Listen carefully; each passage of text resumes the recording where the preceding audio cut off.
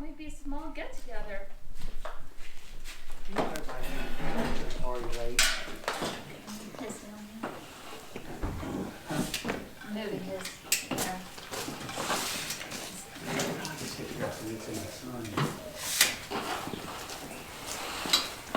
Man, I'm so busy today. I haven't eaten breakfast for lunch.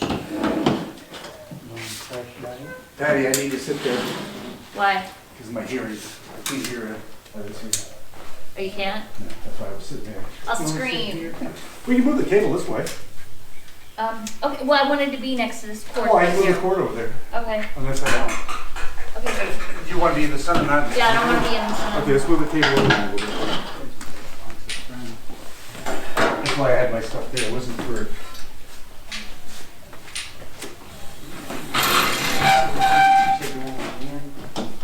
No, this is fine. This will work. I'll give you your jacket. Oh, wait. That's me, because I ain't know the code.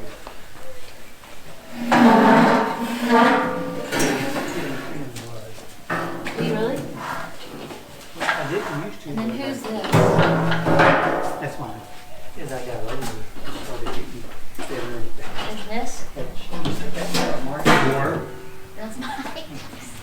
Okay, everybody, get up. Okay. Chinese Musical pipe chairs. drill.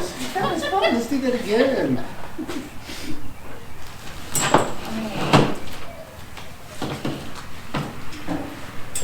All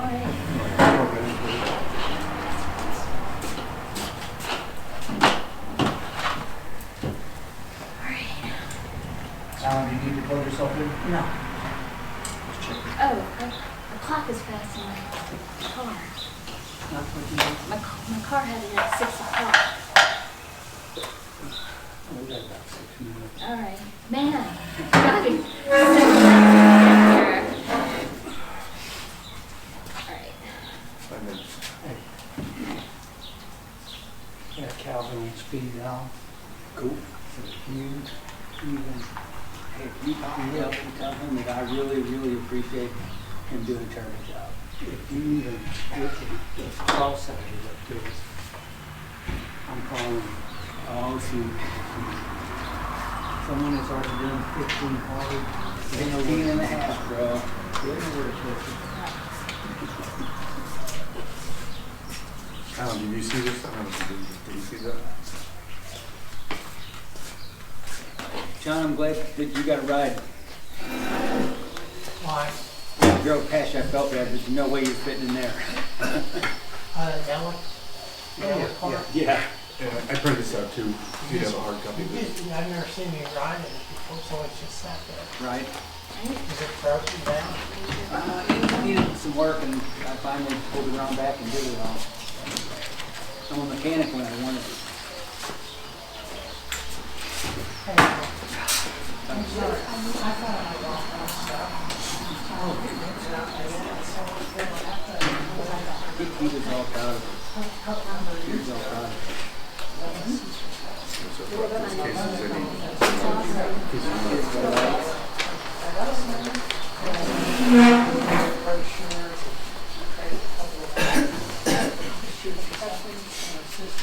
What's that?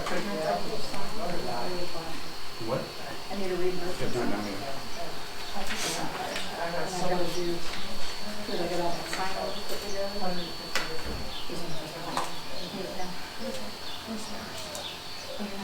Hey, Dan, they ever figured out if the water fire hydrants up here work? It doesn't. No, they told us that a long time ago. Patience. I didn't know if you were confused by my question. Yeah. I mean, Did we never check the water? the one that was most important. Yeah. Well, I figured that we wouldn't forget. Everybody thinks 6:30, I'm going, what is it not gonna be like a message? I'm trying to sort of through. Yeah, I thought it was gonna be a lot of items. Right? My understanding is it shut off. Please. They went down there and shut off the house. I forgot to bring it. I got asked by, who. Hey, what's up? Anything else go with it? Unless you change the. There is, but I'll hand it out when the time's right. Appropriate. Fairness got an agenda, I think. She appreciates it. She had, I could see it. I told her being here for coming by. Oh, I never. Someone's idea.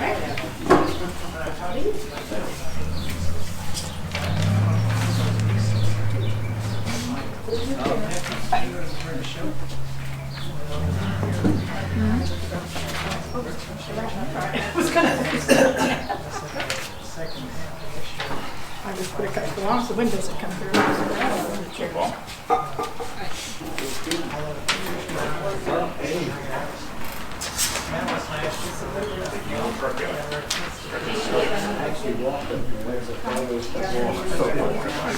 you gonna be able to make it home? That's a different story. My wife said to call. Okay, there you go. But the interview you doing? The inspector? Yeah, I'm glad I didn't do that. Wow. You know, if we do meeting here. It's just, I know, I keep hearing a horror story about it. Yeah. Really? Oh, I don't use it. I use rock fries. Especially. So, yeah, no, I didn't, I wasn't afraid to jump ship. We use milk under this. Yeah. Oh, really? Yeah. No, that's sharp. I've got to stay on this side. I have to work from the back. There you go. I said, I'll definitely go back now.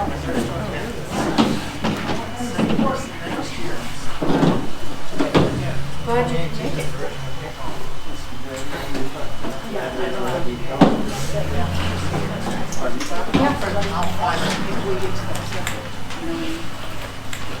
Show you quiet.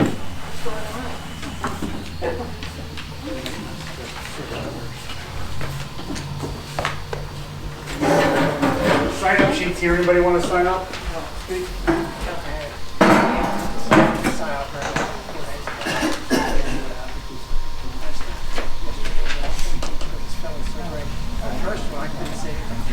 Anybody else?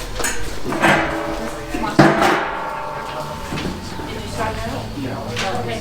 All right, guys, we're going to go ahead and start the meeting.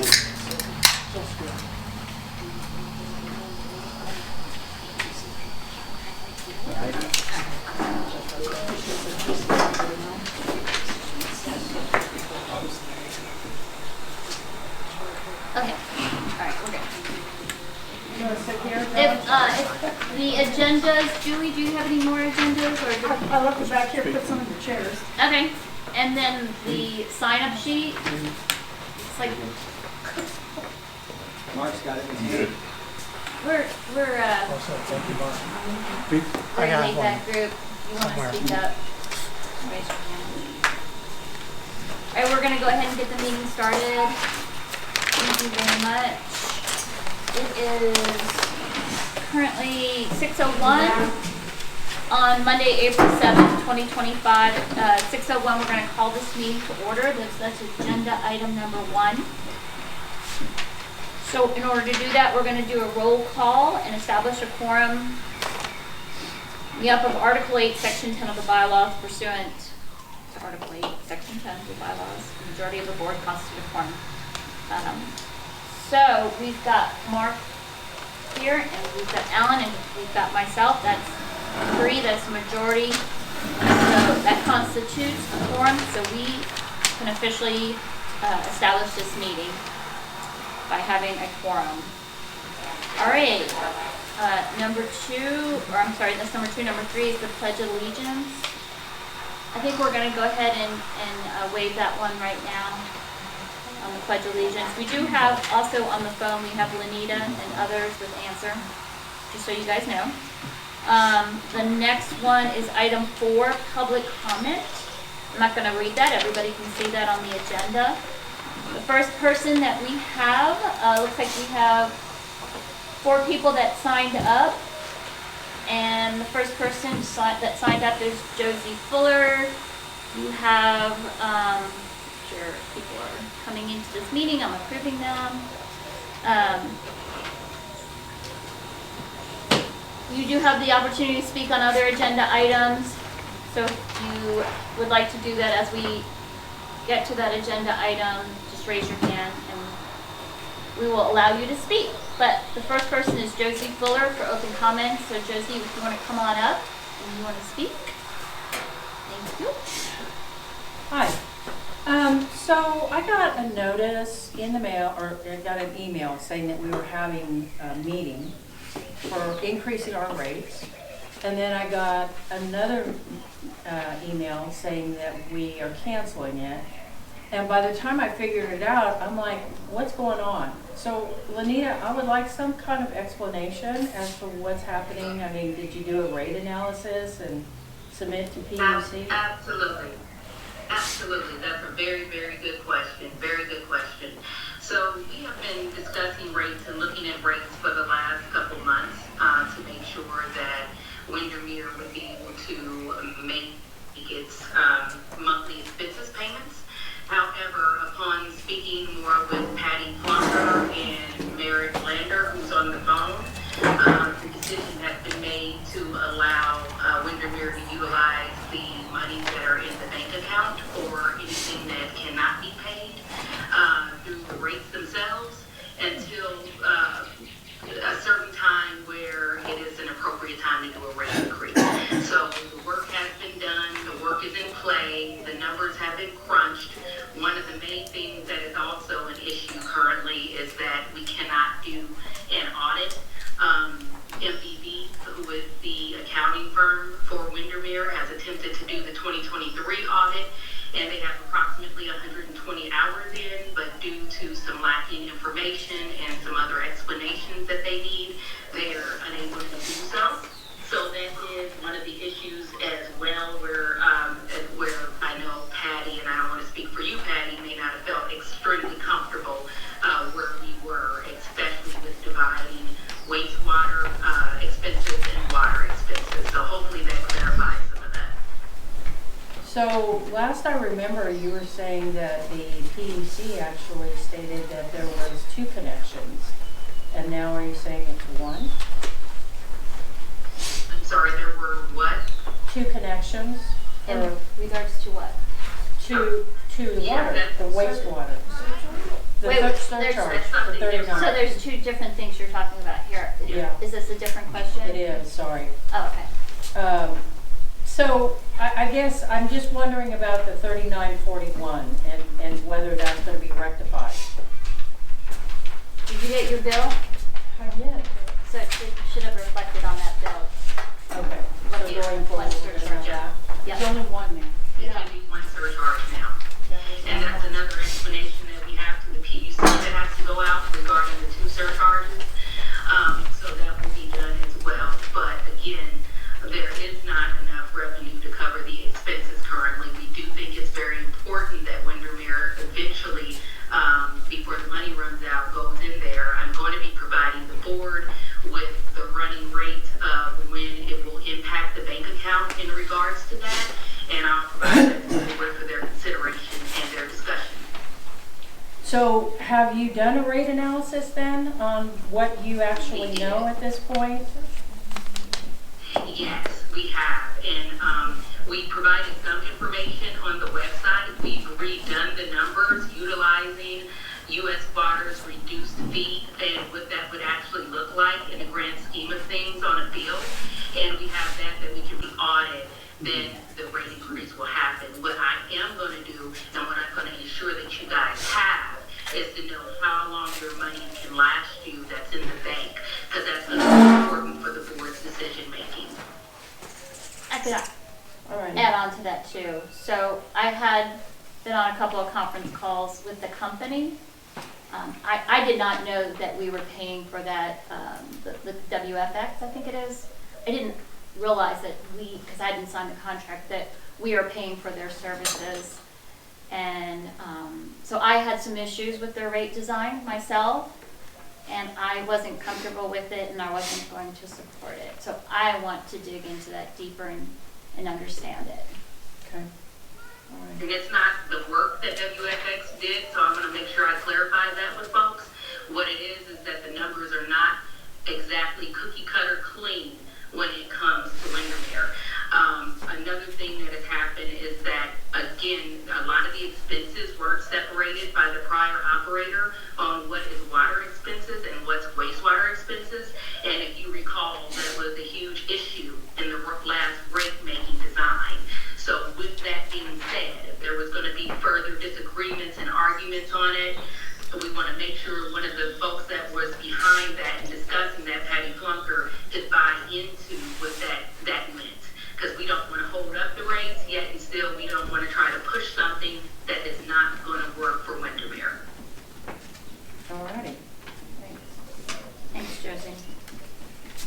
Thanks, Josie. The next on the list is Julie Newman. I just wanted to ask, you had told me that we were doing a mail out for the annual meeting that was supposed to be an Hey agenda. Patty, this is Meredith Lander. I'm so sorry to interrupt. Is it possible to unblur your background so that we're able to see? Because whenever it's not like facing a person, we can't see Oh, I'm sorry. who's present. No problem. Video effects. Please note, everyone, Merit Lander for the PUC has joined this call as well. I know Patty spoke about some folks from Answer, but we have Merit Lander for the PUC. Yes, and I am here merely to observe. And tell me my screen is blurred. Okay, starting over. Yes, also that. I knew that you were working on doing a mail out for the annual meeting for the agenda, and I thought it was going out in the mail on March the 27th. That took place, right? Anybody in here I haven't gotten anything. Anybody else not gotten anything? I haven't seen anything in the mail. For the agenda, It's supposed to be the agenda, and what else did you have in the mail out? that's it. Yeah. People have told me they've gotten it. Yeah. How many here haven't gotten it? Well, I haven't looked in my mailbox today, so. I haven't. Yeah, but it went out. It had to be It mailed went out out on the when 27th. Yeah, it went out, Spicewood, post office. Yeah. Raise your hand if you didn't get that. And it went out on what? I thought you said you had to have a postmark of the 27th, I know that. It was a team and they stated that it was sent, but Yeah, it was sent. Okay, so I'm just bringing it up because I wanted to know if I wasn't the only one that didn't get Over it. 300 of them went out. So we have quite almost half here that didn't get it, so just letting you all know. Okay. Well, just note that things mailed from our Good One Management Company, I know. on the POA side, it takes 2 weeks to get from Austin to Spicewood by mail. And this went out at the Spicewood. This one in post office, Spicewood. so- Yep. So you'd think we would have had it sooner. But anyway, I mean, I checked off, everybody was on the list, everyone, so. All right, well, I will send out an alert that has that agenda. It is online too, I believe. But I will send out an alert notice with the letter and with the agenda. Raise your hand if you got it. Who got it? I got it. I mean, I got it. You got it? Okay. Like a 50-50, that's odd. Okay. Huh. All right, I apologize for that. That's not good. All right. All right, next on the list is Robin Phillips. And I'll be speaking on number 9. I want to speak about someone you're considering. His name is Curtis Jeffries, and I think he gives Windermere the best opportunity to refurbish, to repair, and actually to upgrade their system.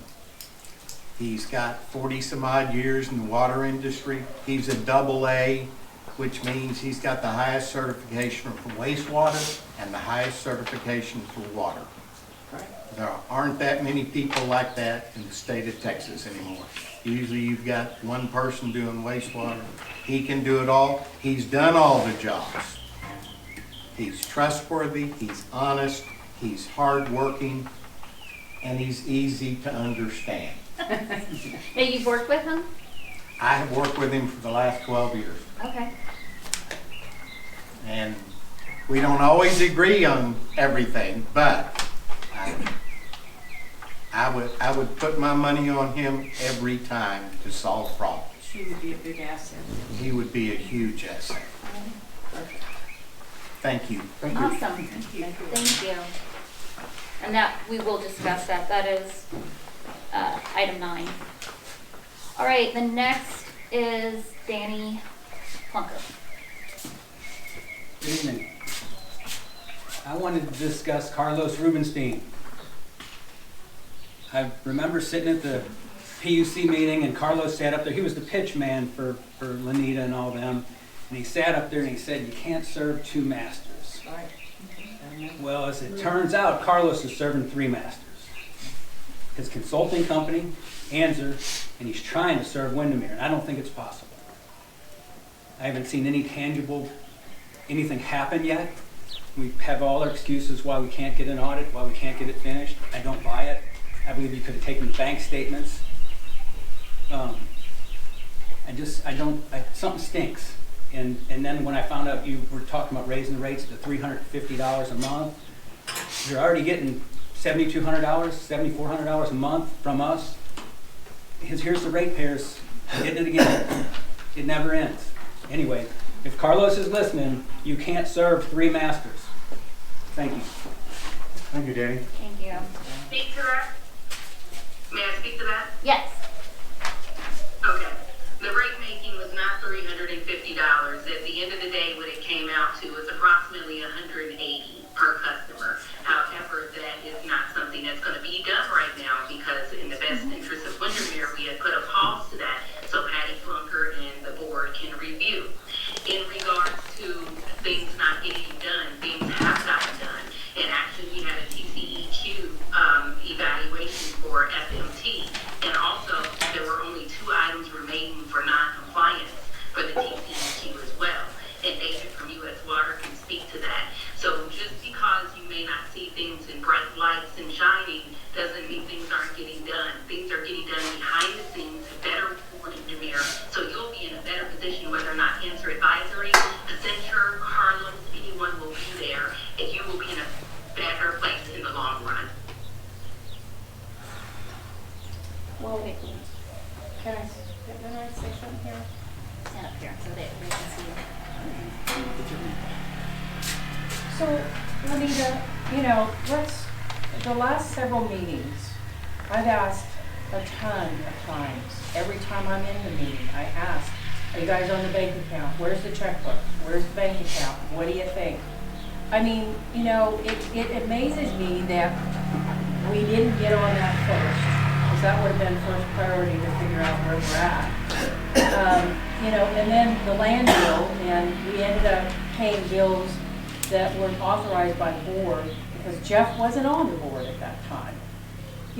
I just don't know where the authority with Answer is, and we keep hearing that you have some control, but yet I'm not seeing anything being done, and we are in November, December, January, February, March, April.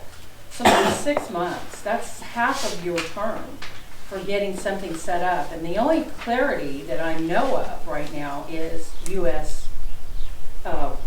Water. So I get to the point where it's like we're not moving in the right direction. Something's not clicking.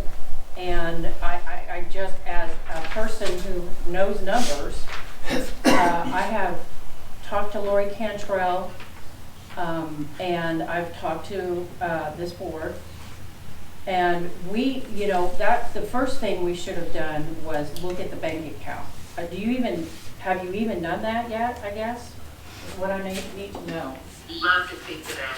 Love to speak to that. So, you are correct. The bank account has been a huge issue and it continues to be a huge issue. We have been placed on the bank account, but only as viewers, and neither of the boards have allowed us to be actually on the bank account. What we have done was approve payments and disapprove payments. Now, when it came to the last bit, we didn't approve a payment that was made, which was not kosher, and we spoke to Mayor Lander and the PUC regarding it and our dissatisfaction. In regards to looking at the numbers, we look at the numbers daily. I can send you emails daily. You look at what's paid, what's not paid, making sure QuickBooks is updated, making sure that we know what's going on. So that is key. I absolutely agree. The financials are key in Windermere. What I can tell you, besides the one discrepancy where people were paid when we did not give approval, the numbers have been meshing.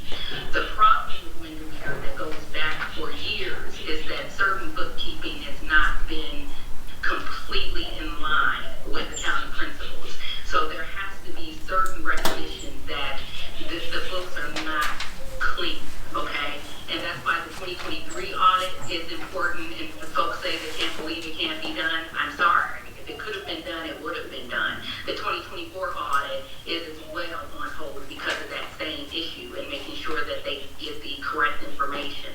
Another thing on hold right now is that we do have to pay, and I don't want to go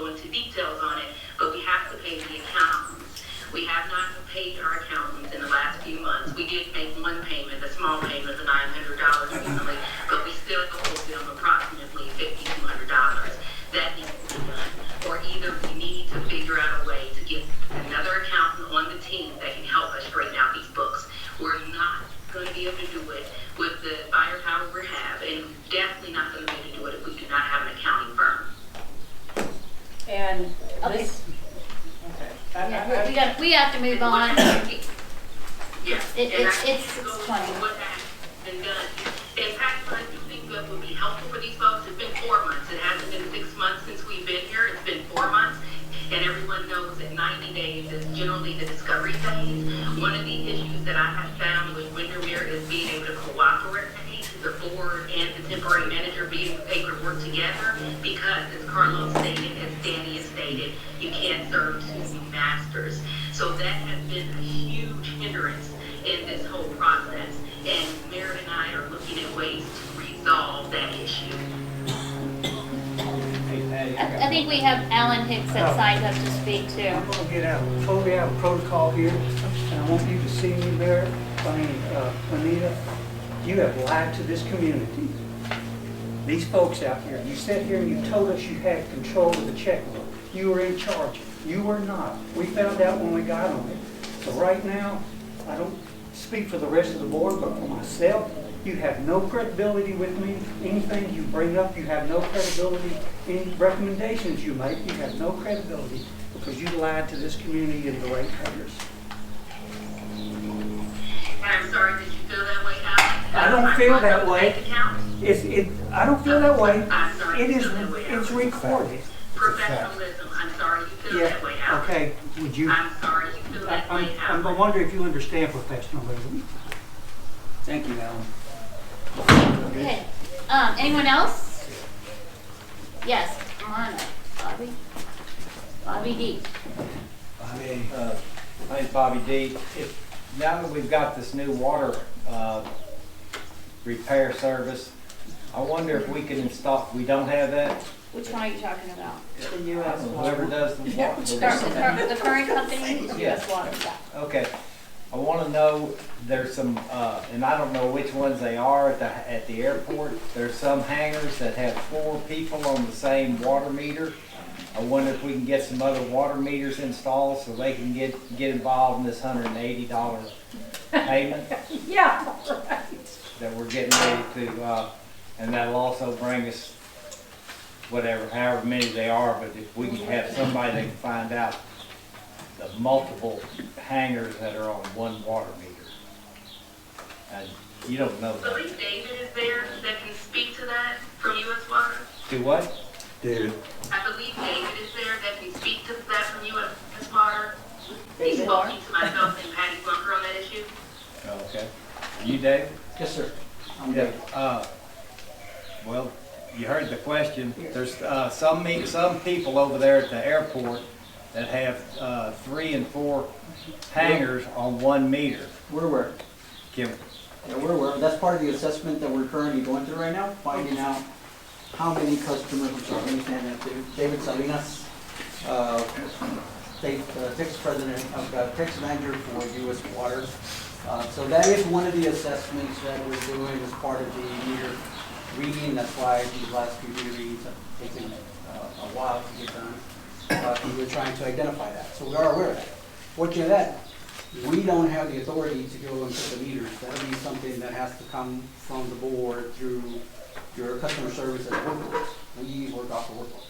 I just can't arbitrarily go install a meter on a person who doesn't have an account. So it has to come that way. But yes, we can do it if we get the service order. We can identify them for you and give you the locations. can you do that? Yes, we can do that. give you Well, not locations. necessarily. I'll speak to that. Yeah. You can't. I mean, what the tariff allows for, well, it's also in TCQ rules, is that it's 1 meter per structure.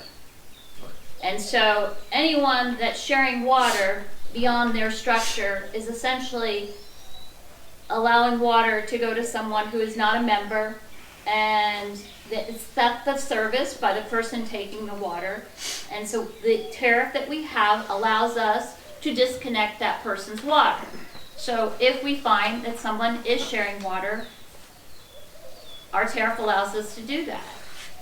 And I would hope that if someone is sharing water, and if they're listening to this, or if they know that this board is going to uphold the tariff, they would stop sharing. If they continue, we will disconnect their water. At which time, if the other people would like to get on and become members, they'll have to pay their dues, their fees, just like everyone else. They'll have to pay tap fees, equity buy-in fees to become a member, a customer of this utility. We are going to be compliant with our tariff and our bylaws moving forward, which I understand was not 100% done in the past.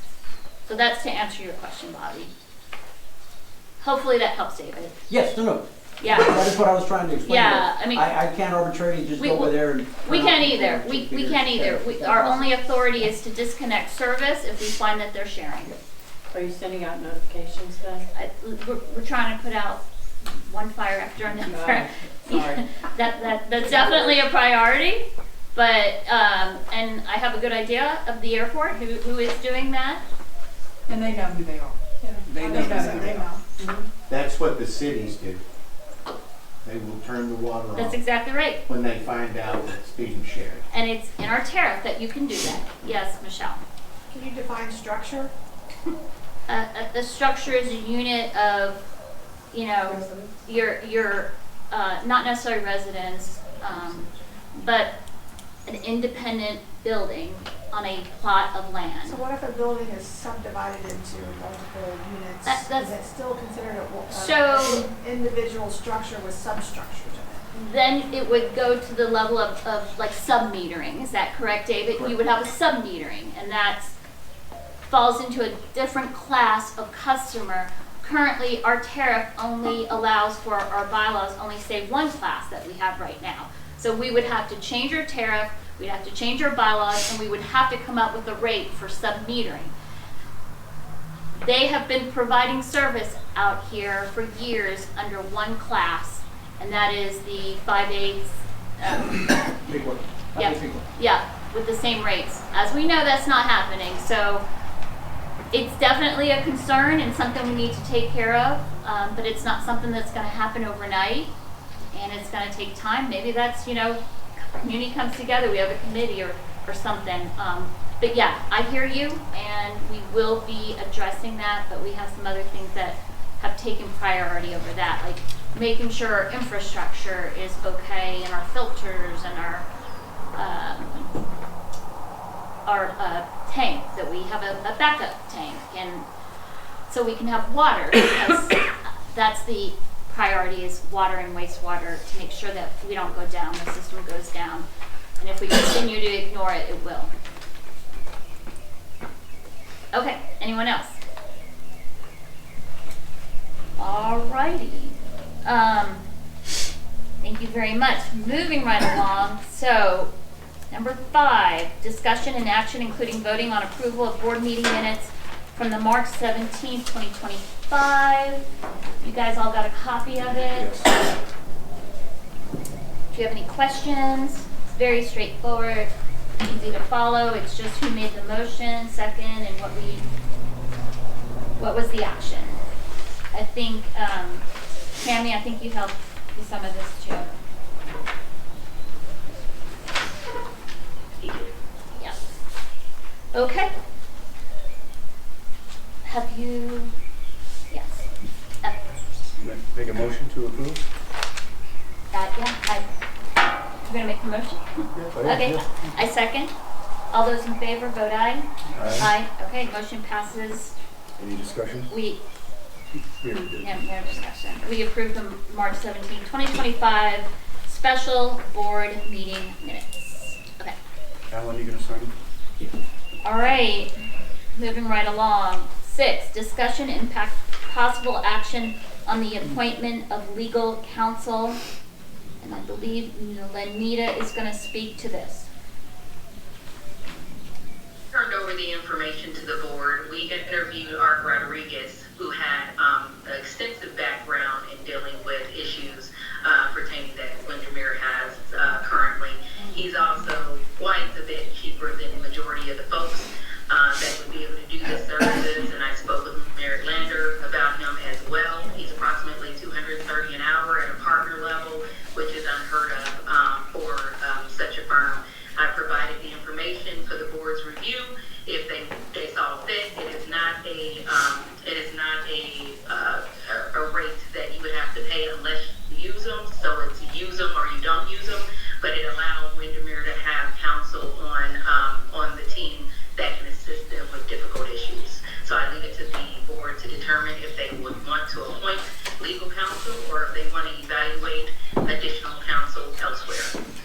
I think what we're gonna do, Lanita, is we're gonna probably have more discussions on this, and I think we just need to evaluate their services more. I don't know if everyone had a chance to review his contract, but I definitely want to give the board an opportunity to call him and talk with him on any questions they may have. And I'm going to put that out there for them to have that opportunity before we even consider this. Where are they at? Yeah, and I circulated it last week for review and consideration. The other person, I believe you guys have another counsel, but that person's expertise is in construction law. So would not recommend that you have a construction law attorney, but someone of this caliber. So someone not like Art, there is another person I can circulate to you as well. And I believe I sent that to you before as well, Natasha. But her rates were more expensive, and it was a retainer agreement. And I believe that Windermere wants to do something on a case-by-case basis and not have a retainer agreement. Well, just to clarify, the attorney that you're referring to, the firm, they were hired last February by the board. Previous board. And I do know that the two attorneys that the board used have a background in corporation and business law.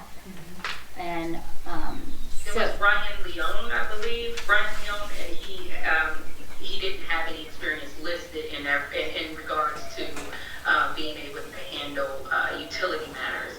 But again, it's your purview of how you were going to act on that. okay, yeah, I mean, I can only speak for myself, but having a utility law attorney, it in my opinion, is not always the best route to go. As we have seen in the past in this community, we need someone who understands a nonprofit corporation in Texas and how they're supposed to operate with their fiduciary responsibilities, especially to the membership and shareholders.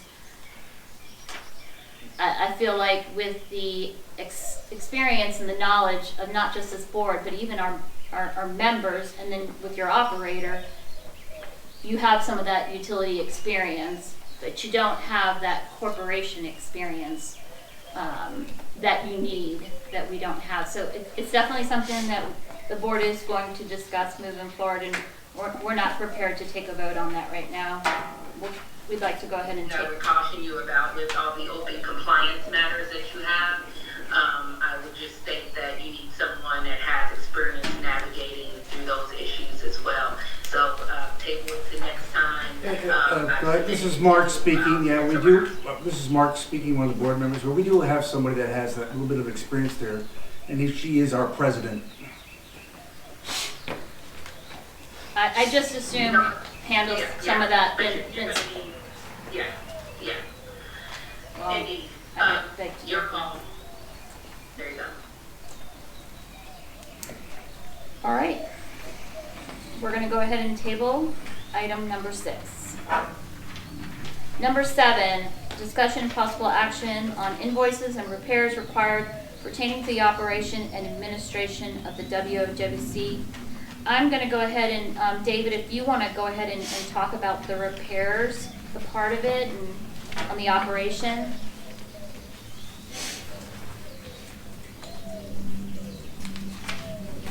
David, if you would, you come up here, please. Yeah, no problem. Sure.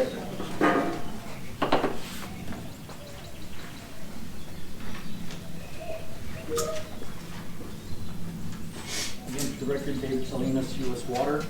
So most of the repairs that we did for March, there weren't any in February, most of them were March. Of course, one of them is a tap on Sky King, another one that we did on Bedford that were pending from the previous operations company. And then there was some electrical service on the airport lift station. We're still having an issue with that auto dialer out there. It was installed, but it keeps on losing communication. It's hit and miss. We're trying to find out who the provider for that is right now to get that fixed. But they did run a new cable. They troubleshoot all that. We also had them check the blower, one of the blowers at the wastewater plant that keeps the aeration basin aerated. Is contactor is fading, so we're pending a quote from him. So we did evaluate that. And then he did reset and fix some overload switches at one of the irrigation pumps that kept on tripping, wasn't running the way it was supposed to, so that was taken care of.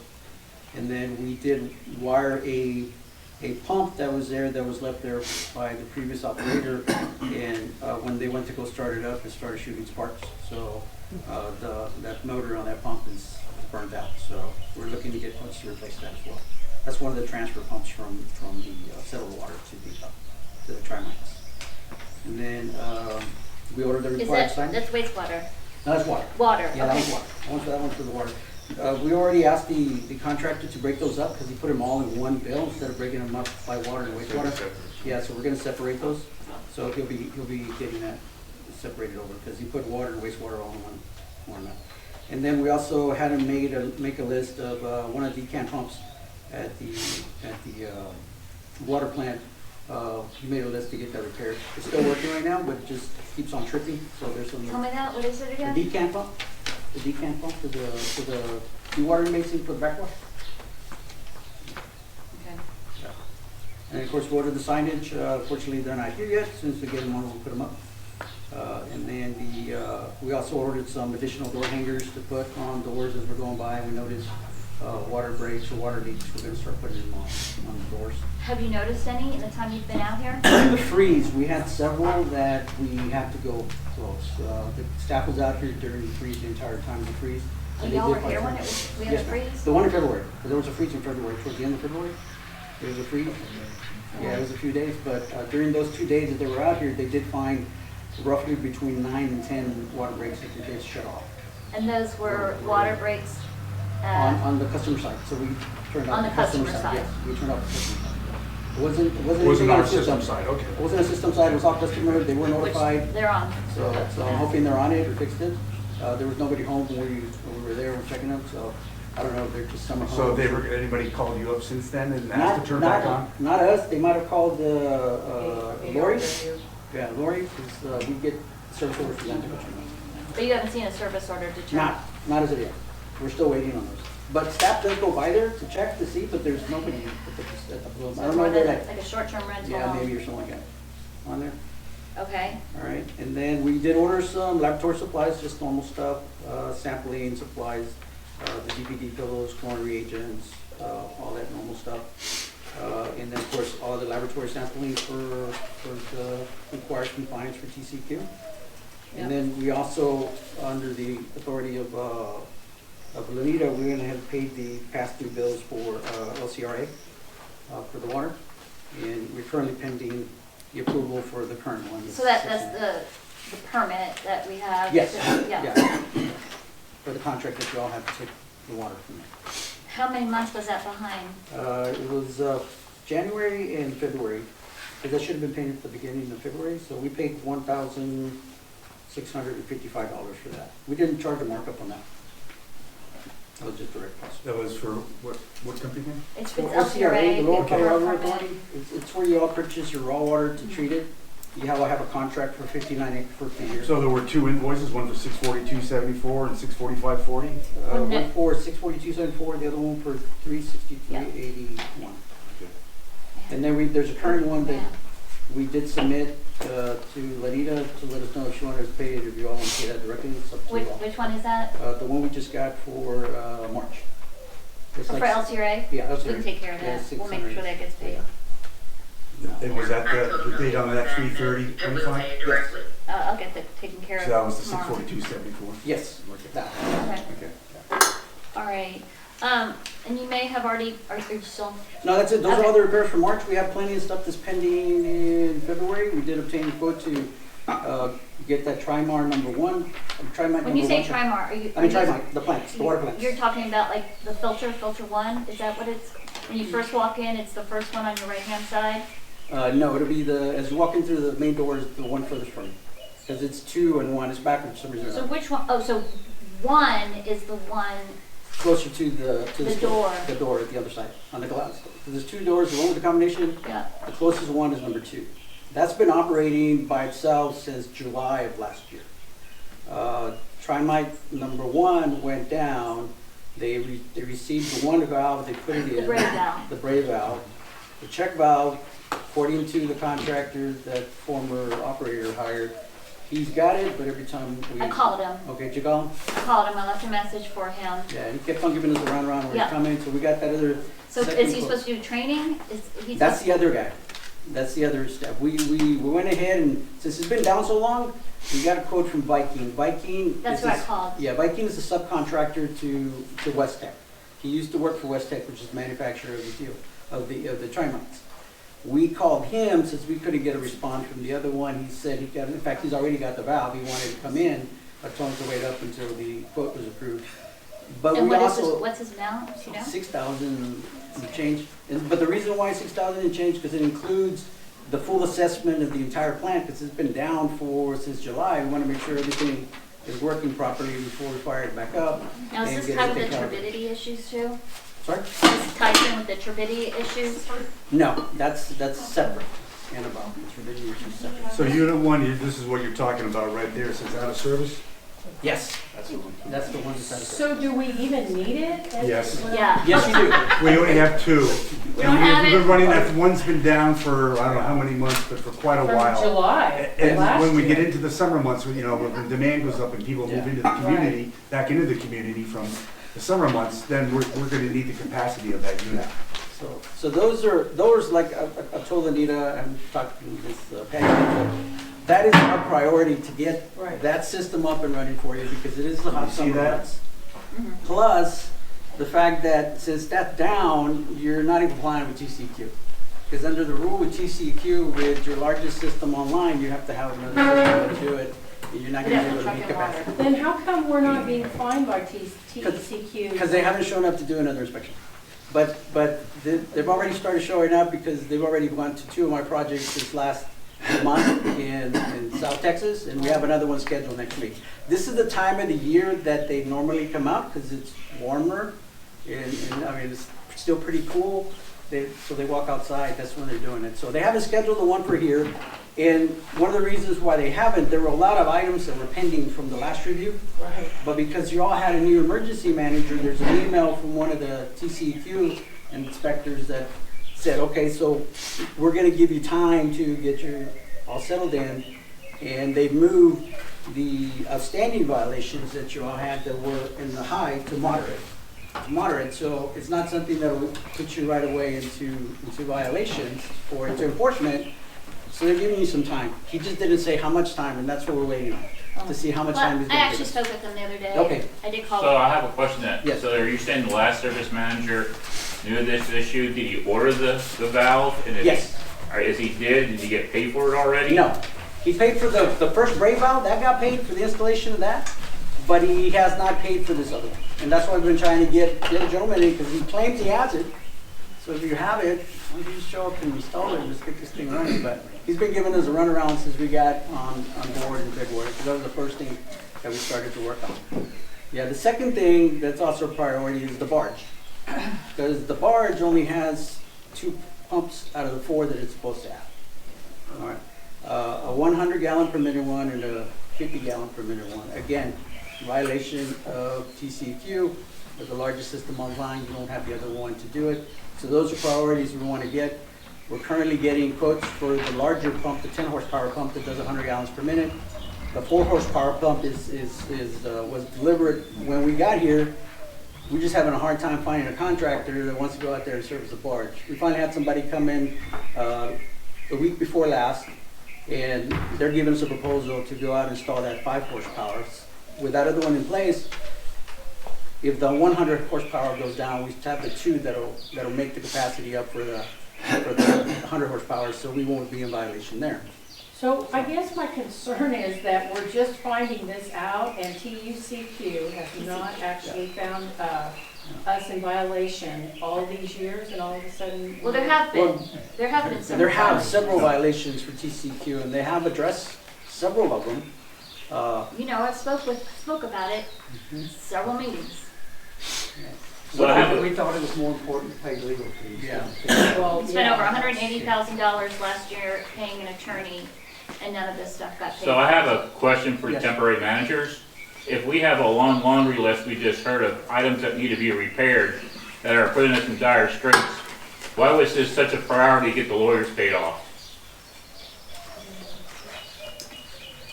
A good question. Did we lose Lanita?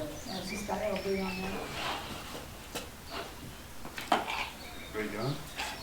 Well, not your fault. No, with you. We understand. Well, I can repeat Had the a- question. A quandary because we couldn't get any answers. Who are you calling for, Patty? There was a question for you from someone in the audience. Sorry, I had to take a call from the PEC. How can I help? What was the My question is, we just heard a Speak up. we just heard a long laundry list of items that are in dire straits to be repaired in our system, but yet it seems like a priority was put on to pay the lawyers instead of paying for operations. Why would that be? I'm sorry, Patty, I still Well, can't make it out. I can answer his question. He wanted to know why there was a priority to pay attorneys instead of paying to upgrade and fix things in our system. Upgrade, just fix. Oh, yeah, just fix, not upgrade. Not upgrade, fix.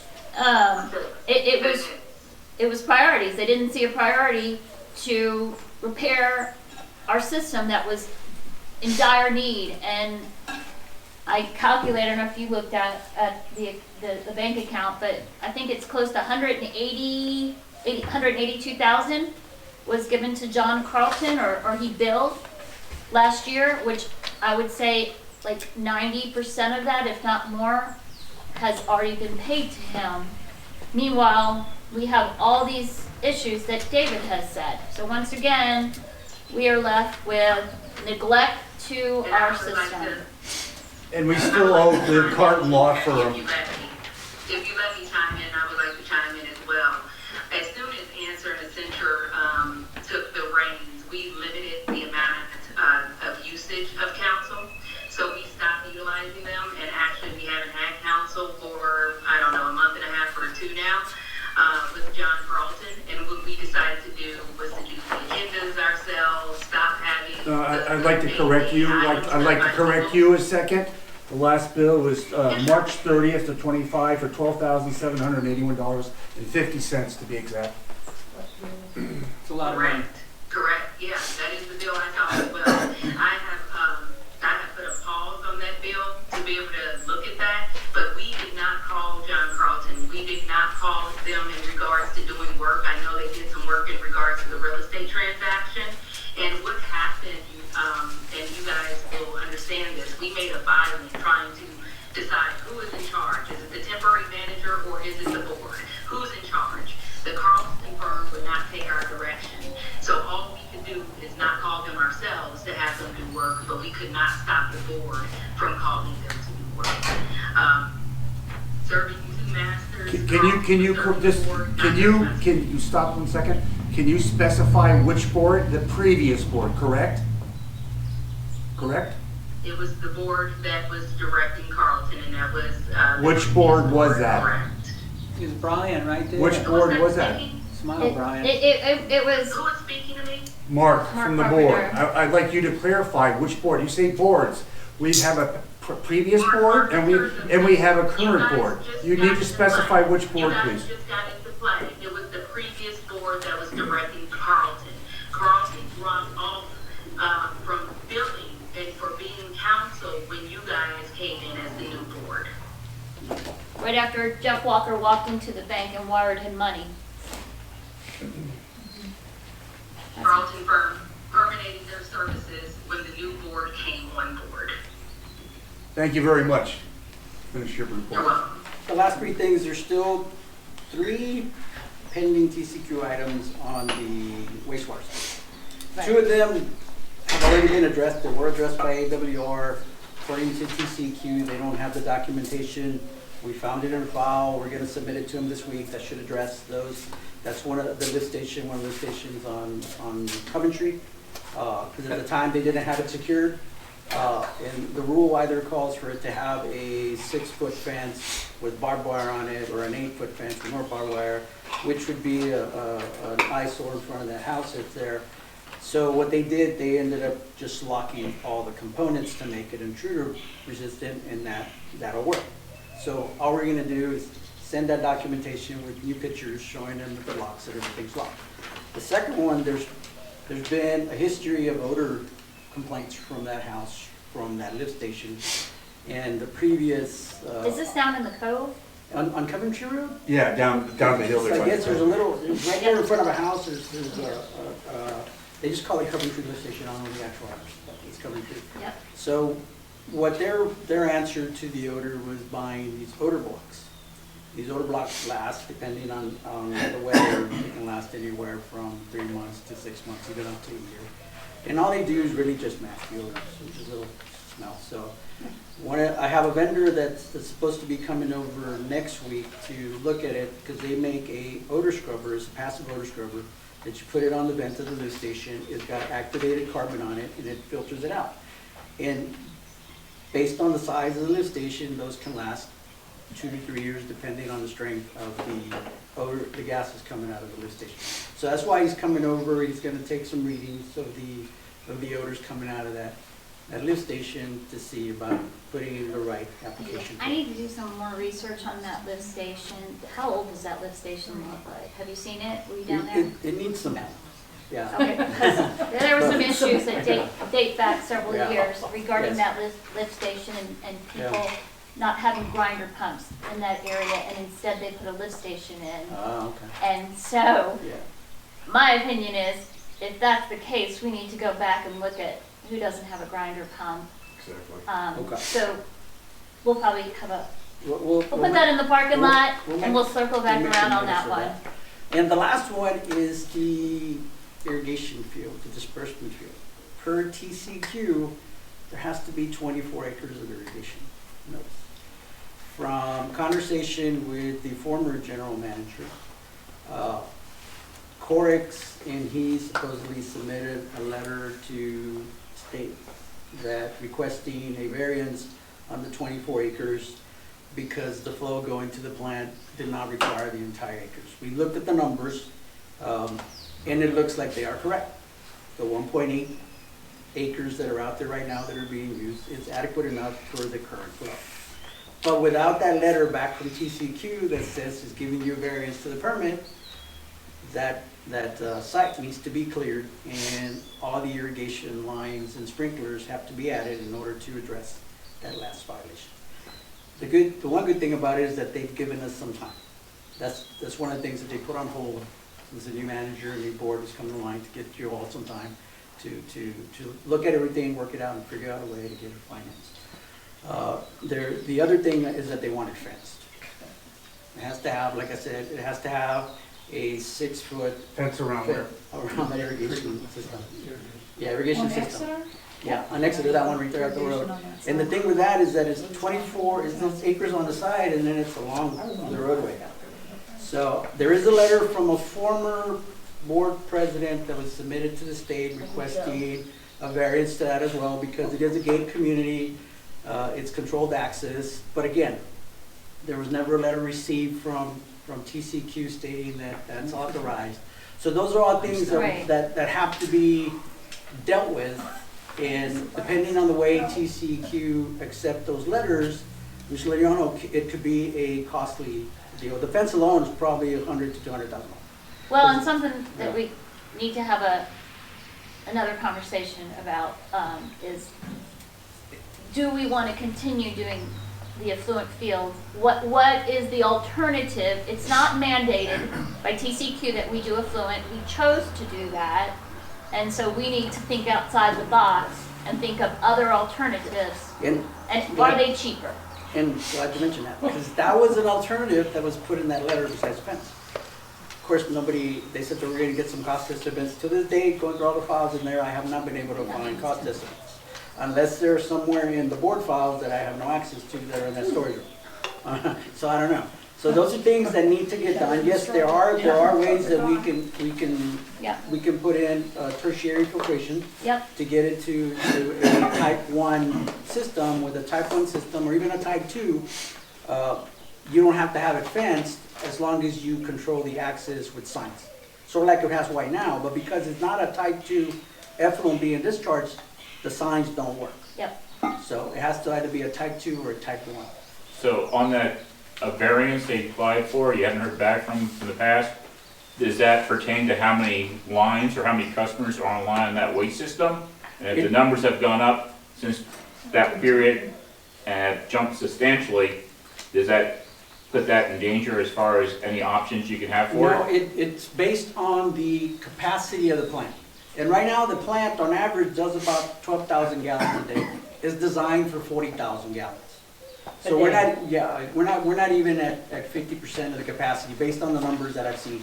We've got some peaks, so we know we gotta go chase some infiltration down, because the last rain event that you all had, we noticed that there were some peaks on here. So somewhere out here, there's water getting into the collection system. Even though it is a pressurized system, wasn't aware about those over at Coventry, so that might be a location getting straight into those pumps stations. So those areas that we can start looking at. So we know there's some infiltration coming into the system as well. So those are all things. I just want to put those out there because those are items that are still on hold by TCQ, but they will come back up. And that one right there is the expensive one. Yeah, and so I had a conversation with TCQ to piggyback on what you had to say, and fortunately, we do not have any outstanding violations on the water end. They were all resolved. They date back to 2022, I think some 2023, I believe. But it was cured the issues. The general manager never followed up with the resolution to those issues. So they all went away. So as I understand it from talking with him, the only outstanding issues are the wastewater, which he said his knowledge is there's just two. Yes. There's just two. And when they came out here and they identified several issues, they didn't write them up as violations. And they were recommendations, and of course, they understand the capacity. I did talk to him about what that looks like on submitting the report, and fortunately, it's not going to be as severe as we thought of submitting a plan with engineering report and all that. We just have to submit a plan. It just has to be a plan of what we intend to do, and an operator can do that. It doesn't require an engineer, so it's not going to be something that's going to cost us thousands and thousands when we actually initiate moving forward with it. That's when you get the engineers involved, and that's when you have to file that with the TCQ on what you plan on doing, which is inevitably is going to have to be done. Yes. Because right now that's affecting our capacity. Yes. And what that means is how many more people can tap in to our system, and we're near the top. And as you know, we have building going on out here. So yeah, but I mean, just some notes that I have jotted down, that they said, although the facility is currently under a temporary manager, the compliance concerns identified in the original investigation, specifically regarding the leaking RPBA and insufficient land application area remain. Talking about that. And so it's the leak, and like you said, may affect backflow prevention and wastewater, and then the big problem was the insufficient land, as you stated. And the first one, the RPCs, those were taken care of. Like I said, it's just the documentation was either never submitted or submitted and they never got it. Right. In fact, we just scheduled them for the annual inspection because they need to be inspected annually and calibrated. That goes for everybody who's got an irrigation system, has one on their private site. You all need to get this inspected actually annually as well. So that's pretty much what's pending, but Yeah. once they show up at the water plant, that's What do you think is the number one priority? At the water plant that TCQ can get, John? No, just Oh. for us. Right now, Yeah, is tell me getting, what you getting those pumps Yeah. running and getting that Barge. second trimester. Okay, yeah. Yes, the barge is second trimester. That's number one. And then number two is gonna be addressing that settling basin, the clarifier, Yep. because it's falling apart. And it's in really bad shape. It needs to be addressed. Yes. Oh, I have a question, but it's not, I'm not expecting an answer. Is it a statement? Yes, so I guess it's a statement. Are we as a community with, how many taps are we? 300 approximately taps? Let's count 318.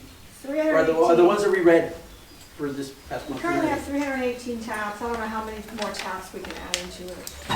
Are we as a community financially able to recover this water supply corporation? Based on needing new pumps, needing to expand our affluent water, needing a new clarifier, needing new infrastructure. At what point do we say as a community, this is beyond our ability to manage and pay for?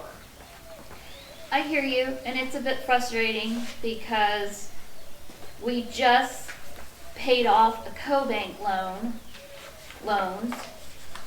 and the previous board took out a co-bank loan for almost $700,000 for all these repairs. They were supposed to be for this, and I don't believe that full amount was used. I'm pretty sure it wasn't. While there was some, not all of it was used like it should have been. For bandages, maybe. And that's why we're in this place, so, shovel-ready. So yeah. are we so far behind? Supposed to be used for with the clarifier rehab, and that did not occur. So are we so far behind the 8 ball, as the, they say, that how do we catch up as a community? We pay $300 a month water bills, we pay $200 a month water bills to kind of fix all this stuff? 'Cause David, I as a homeowner, I'm looking at, what is my water bill, where are my assessments, because the water bill is for water, assessments are gonna be for legal fees. I mean, at what point do we say, enough is enough? On that big question, I'll leave it to the board, but on the board of how the system is, you aren't, physically the system is not as bad as you would think. You know, there's a lot of stuff that sounds bad, but I've been in systems a lot worse than this. It is, unfortunately, it is a trend in the utility industry. I call it the redheaded stepchild syndrome. Out of sight, out of mind. Because the only time anybody really worries about it is when TCQ shows up, or you get up in the morning and you can't flush your toilet because the system doesn't work. You try to get a drink of water and there's no water. Well, I won't drink the water that smells like chlorine when it comes out of my tap, Well, where do you live? on the hill. On the hill? Okay. I'll have the guys go by. Usually, I'm gonna tell you this, usually when it smells with a lot of chlorine, that means we need to crank up the chlorine. I know it sounds the opposite way, but that basically means that we have not reached what's known as a breakpoint chlorination. Yeah. So we're not at the point where the chlorine is being used adequately enough. So if you could do me a favor, if you can call the customer service line and let them know that, then I can issue service order to have my guys go check Now it I out. want to drink water that smells like I poured a cup of chlorine in it. Yeah, no. So we just may need to do an adjustment to get it well, up to the. I know breaking that when I point. was reading, is it the CSI or the customer service inspection? Yes. Or, I guess, The the number, CCR. the numbers, we were at the top of chlorine, what is it, 30? And I think we were like around 29 or something like that. I could be off by those numbers, but I do know that we were right there, and this was a year or two ago. Yeah, the highest is, at the furthest point of the system is 4 milligrams per liter. Okay. So it can be leaving the plant at 10 if we needed to. It's not. We're not going to waste that chlorine that's being chlorine. As long as the furthest part of the system does not exceed, so we're doing total chlorine, does not exceed 4 milligrams per liter, you're in the right place. I'll check the CCR, but I don't think we're I'll send close it to to the you. 4. We might have been somewhere close to 3, maybe in the 3 point something, but if they were that high, then I need to look at it. Yeah, I want to say, Yeah. now granted, this was 2 years ago Yeah. when I was looking at that, because the report comes out. Every year. In fact, we as soon as we get the data, that we need, we're gonna start working on the CCR that's due July 1st. Now, how about these reports that are required for us to file with TCQ, the annual reports, such as, I cannot remember it, it's the terroristic, it's Yeah, a the Homeland Security one? Homeland The Security one that has to EPS? get filed. We haven't filed it. I looked into TCQ, and they sent a notice Yes. to us, which I'm not sure who it's going to. Yeah, and I've but- already contacted them. I'm waiting for somebody to call me back because there's a security code on that notice that they sent. And without that security code, we can't do anything. Right. So I asked them to reissue it based on the new operator, so I'm waiting for them to get it to me. Once they give me the email, I've already logged on, I put it in the system, it's there, it's ready to go. As soon as they do that, I do it online. It's all done online electronically now through the Sears program. But without that security code, they won't let me touch it. Now, how about the emergency preparedness? I'm updating that as we speak right now because it still has Corex on there. Nice. Yeah. We did submit the update on the monitoring plan. That's been submitted. We're waiting for TCQ to give us comments and approval on that, or comments so we can make the changes. So we're Now, this working is on- all above and beyond like your typical monthly, Yes. this This is is- like administrative stuff that Yes. we get charged for. Actually, I'm doing that at a cost. So that's not part of the package. He's Yeah. been doing that Yeah. without additional costs. Yeah. So that's just stuff that has to get done. I've been doing this stuff for over 35 years. This is my life. So I just, this has got to get done. We got to do it no matter what. This has got to get done. So we're working on that. We're doing the emergency preparedness plan. We got a notice from LCRA on the survey on the water Yeah. conservation plan, which to this date I can't find a water conservation plan. I see a drought contingency plan that was updated. So I'm assuming because they sent me that one, so I'm assuming they want comments on that. I just need to get with staff and call AWR. Let me see what I can find. Yeah, because they want to know what was done to address that. Was there any mail out sent out to customers on how to conserve water, the best way, drip irrigation, this kind of stuff? Let me Yeah. circle around with you on Yeah. that one. So I want to start the survey because once they started, it's on Survey Monkey or something like that. They want you to finish all in one session. So Okay. so I've got registered, ready to go. I just need to get the data to plug the numbers. So we're working on that. So already got access to Texas Water Development Board for the water loss audit, the Now, water we only have to survey. do that, we don't have to do that annually because we're Yeah. WSC small, so I think it's every 3 or 4 years. You're due this year. Yeah, so this is the year we're due, okay. Yeah, this is the year we're due, because they sent me a notice and I said, okay, I got on, logged on. and They yes, just send it you, did. okay. Yeah. The one that's not on there is your water conservation, so you may be exempt for that one Right. because you have a DCP through Oh, rural zero. Colorado, Yeah. so they I may mean, be taking care I of it. will tell you, Yeah. my personal opinion, even though it's not applicable to file it every year, this doesn't mean that we shouldn't do one internally. Yes, correct. We need to have an understanding, where are we losing water, Right. and why are we losing water? And then the third priority before I move on, there's some meters out there you guys need to replace that have probably rolled over How many? 2 or 3 times. We're still making that count. I'm surprised the customer didn't say anything, because typically when that happens, It is, yeah. the bill is extremely high. Yeah, well, I figured somebody would say that because, and we didn't know how it rolled over until we got a call from Lori. He said, hey, you all need to add a 1 to that. I said, why? Because it rolled over already Yeah. once. And I said, oh. So yes, you have Probably on How an many old, gallons for a meter to roll over? a million gallons. How many? A million gallons, 1 million gallons for it to roll we've over. hit it. yes. They probably think we're still paying legal fees. Yeah. All those people that are paying higher water bills. And I mean, there's several meters out there that are older than I am. I mean, they've been in the ground a long time. They don't make them anymore. A lot of the companies have been bought out by other companies. You know, there's Macrometers and there's Rockwells and stuff, and all those guys bought out by Yeah. Census a long time ago. There are some new ones that we found, which were surprised. I don't know how old they are when they were put in place, but Well, my we hope did would find be some. for us to go one day to smart meters. Yeah. Because it just is not going to be cost effective for us to have someone walk around the neighborhood to find the meters, to read the meters, paying someone for how many days, 2-3 days to do this. Takes, right now, because we were looking for the ones that we couldn't find, especially the ones that were up along the 14, was it 1434, whatever that road up there. Yeah, It's like, whoa, where's all this? and then there's somebody that's outside of the Oh, service yes, area. that are, basically in the courts service area. They're in their CCN. Yeah, they're in their CCN, they're getting, those, we went out and put flags on them because they're out in the middle of the field. And it should only be one, but I understand there's more than one. There's more than one, yes. Oh, And then, they only pay for one. yeah, and then Normally though, isn't it true that more water that's gone through the meter, the less it catches? Yes. 'Cause it's. And that's why I was recommending that For I, us, it went up. I haven't done a water loss audit. I know that it has been reported to you all in the past where it's coming from. Somebody said it was 2%. Okay, if that's what it is, then it's 2%. But I don't know, because I don't know how much water you sell. I don't get those reports. So far, I've gotten 1 full month of data of actual consumption. Because we only did 2 weeks. Even though I looked at the numbers, I can't really guarantee what the first couple of weeks the numbers were, because we didn't put hands on it. So those are all things that we're currently assessing. And I mean, I've been up here, this is probably my 6th time since February. I've been up here, and the last time I was here for a week. So just looking at all this stuff.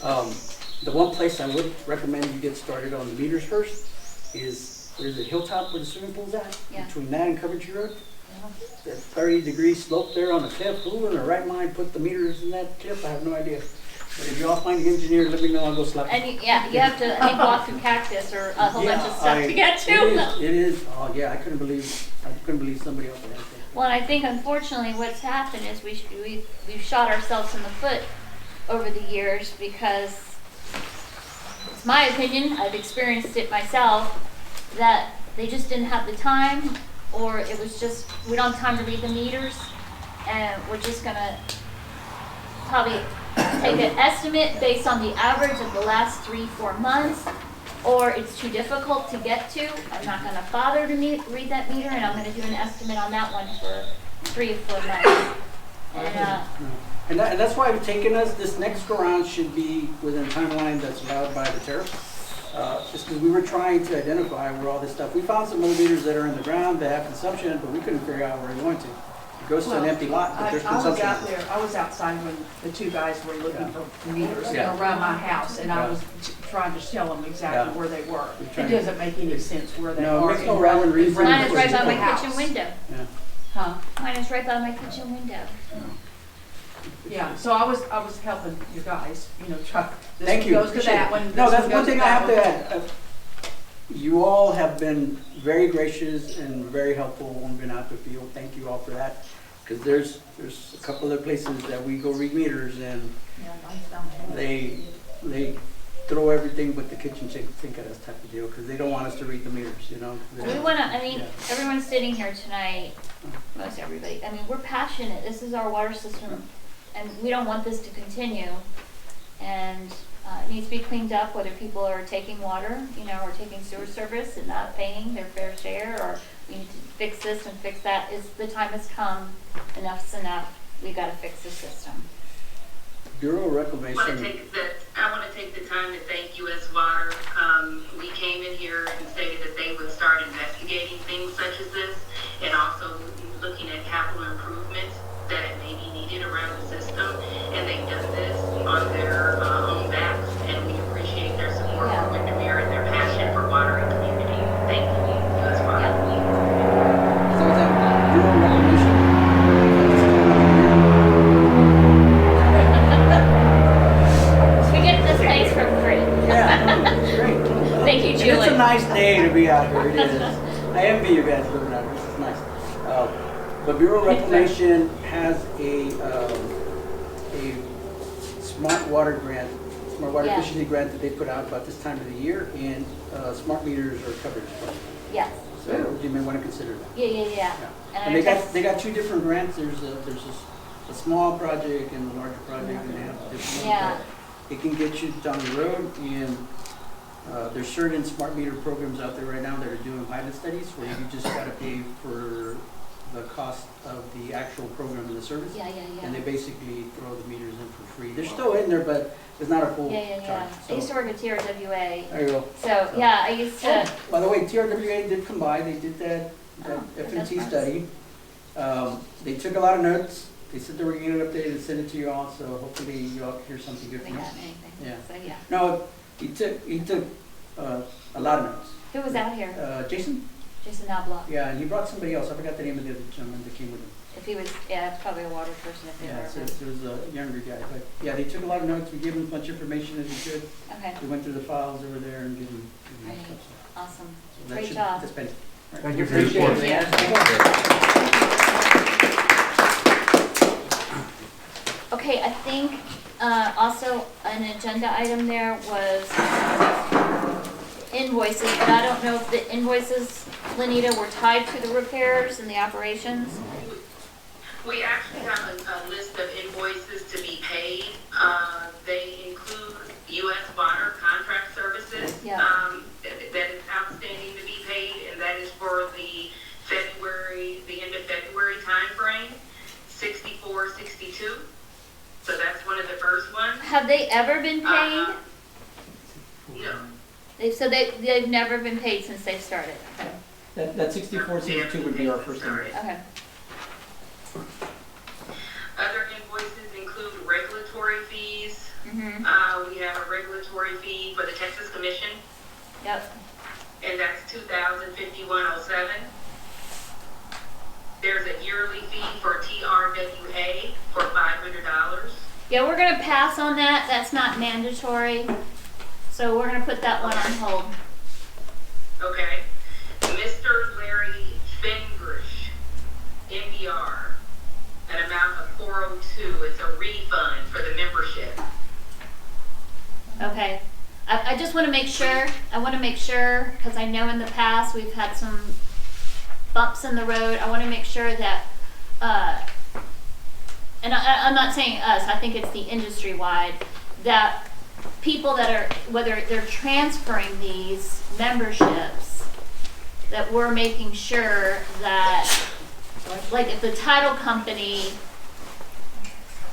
doesn't, because that's something that I guess they're transferring with the deed, that we want to make sure that that's correct, that they're transferring it and someone's not, demanding to get paid back their membership fee.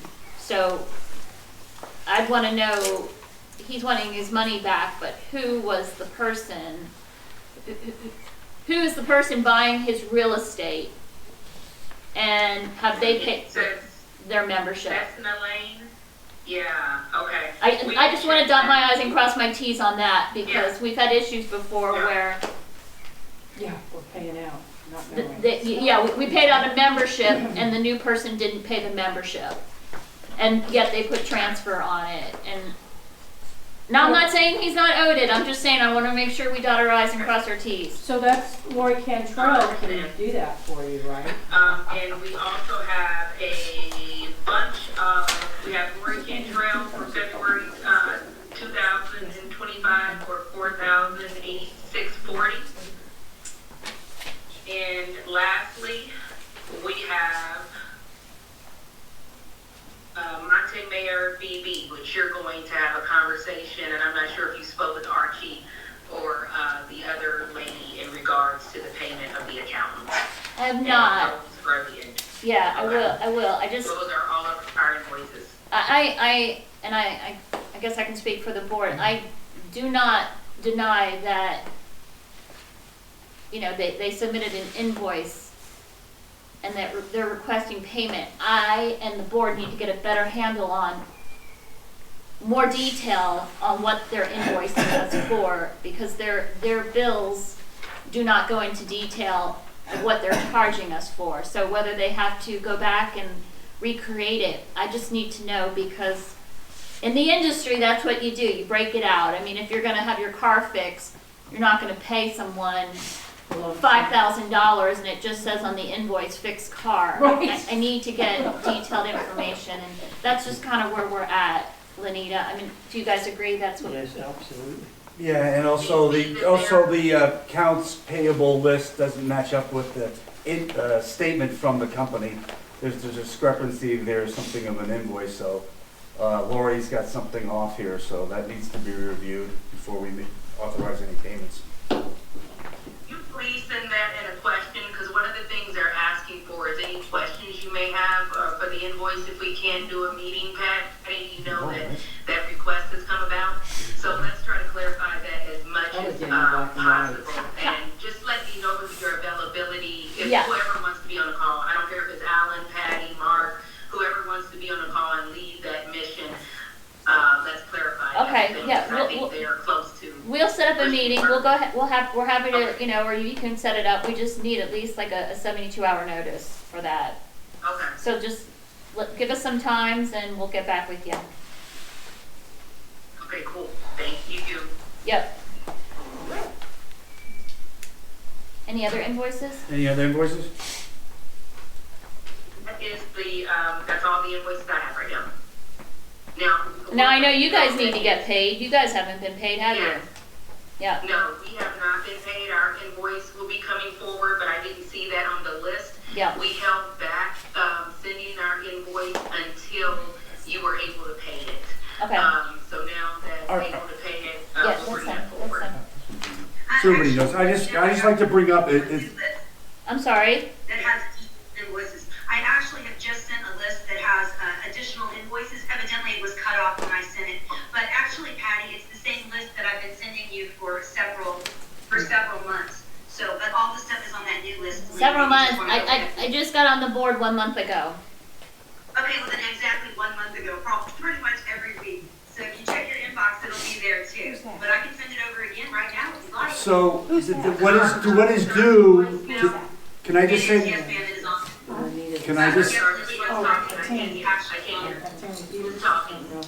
It's Mark speaking on the board. It's Mark speaking on the board. So what I see that you are due was from March 11th, 2025, was $23,245.20. So is that what was due at that time? That's correct. That's up until through February, right, Christy? From November, the end of November through the end of February? Yes, ma'am. Thank you. Okay. Anything else on that list, Christy, that I didn't mention? Apologies. That's okay. There was the Accenture invoice for $23,245.20. It covers November, December, January, and February. Excuse me. It covers a portion of November, a prorated portion. We also received an invoice from Brentag for chlorine back on December 9th of 2024. That's $838.97. There was the one from Carlton Law Firm that you said to hold, but that's still on the list because whether we decide to pay it or not, it needs to be there. DSHS Central Labs. We have two invoices, one from November of 24 for $207, and that was for the November services. Then we also have $1,010 for the January services, bringing their total to $1,217. Griffin Davidson was for March 20 of 2024 legal services. We just received that bill on March 17th, and that was for $3,103.21. Old bill, Patty, is that the one you brought forward? It is, yes. That's the one that Jeff Walker and Renee refused to pay. Yep, it was regarding a public information request. Well, it was that and. Yeah, there was a bunch of public information requests on that one, yes. Yeah, it was because Vernon County Sheriff was involved in a request. Yep.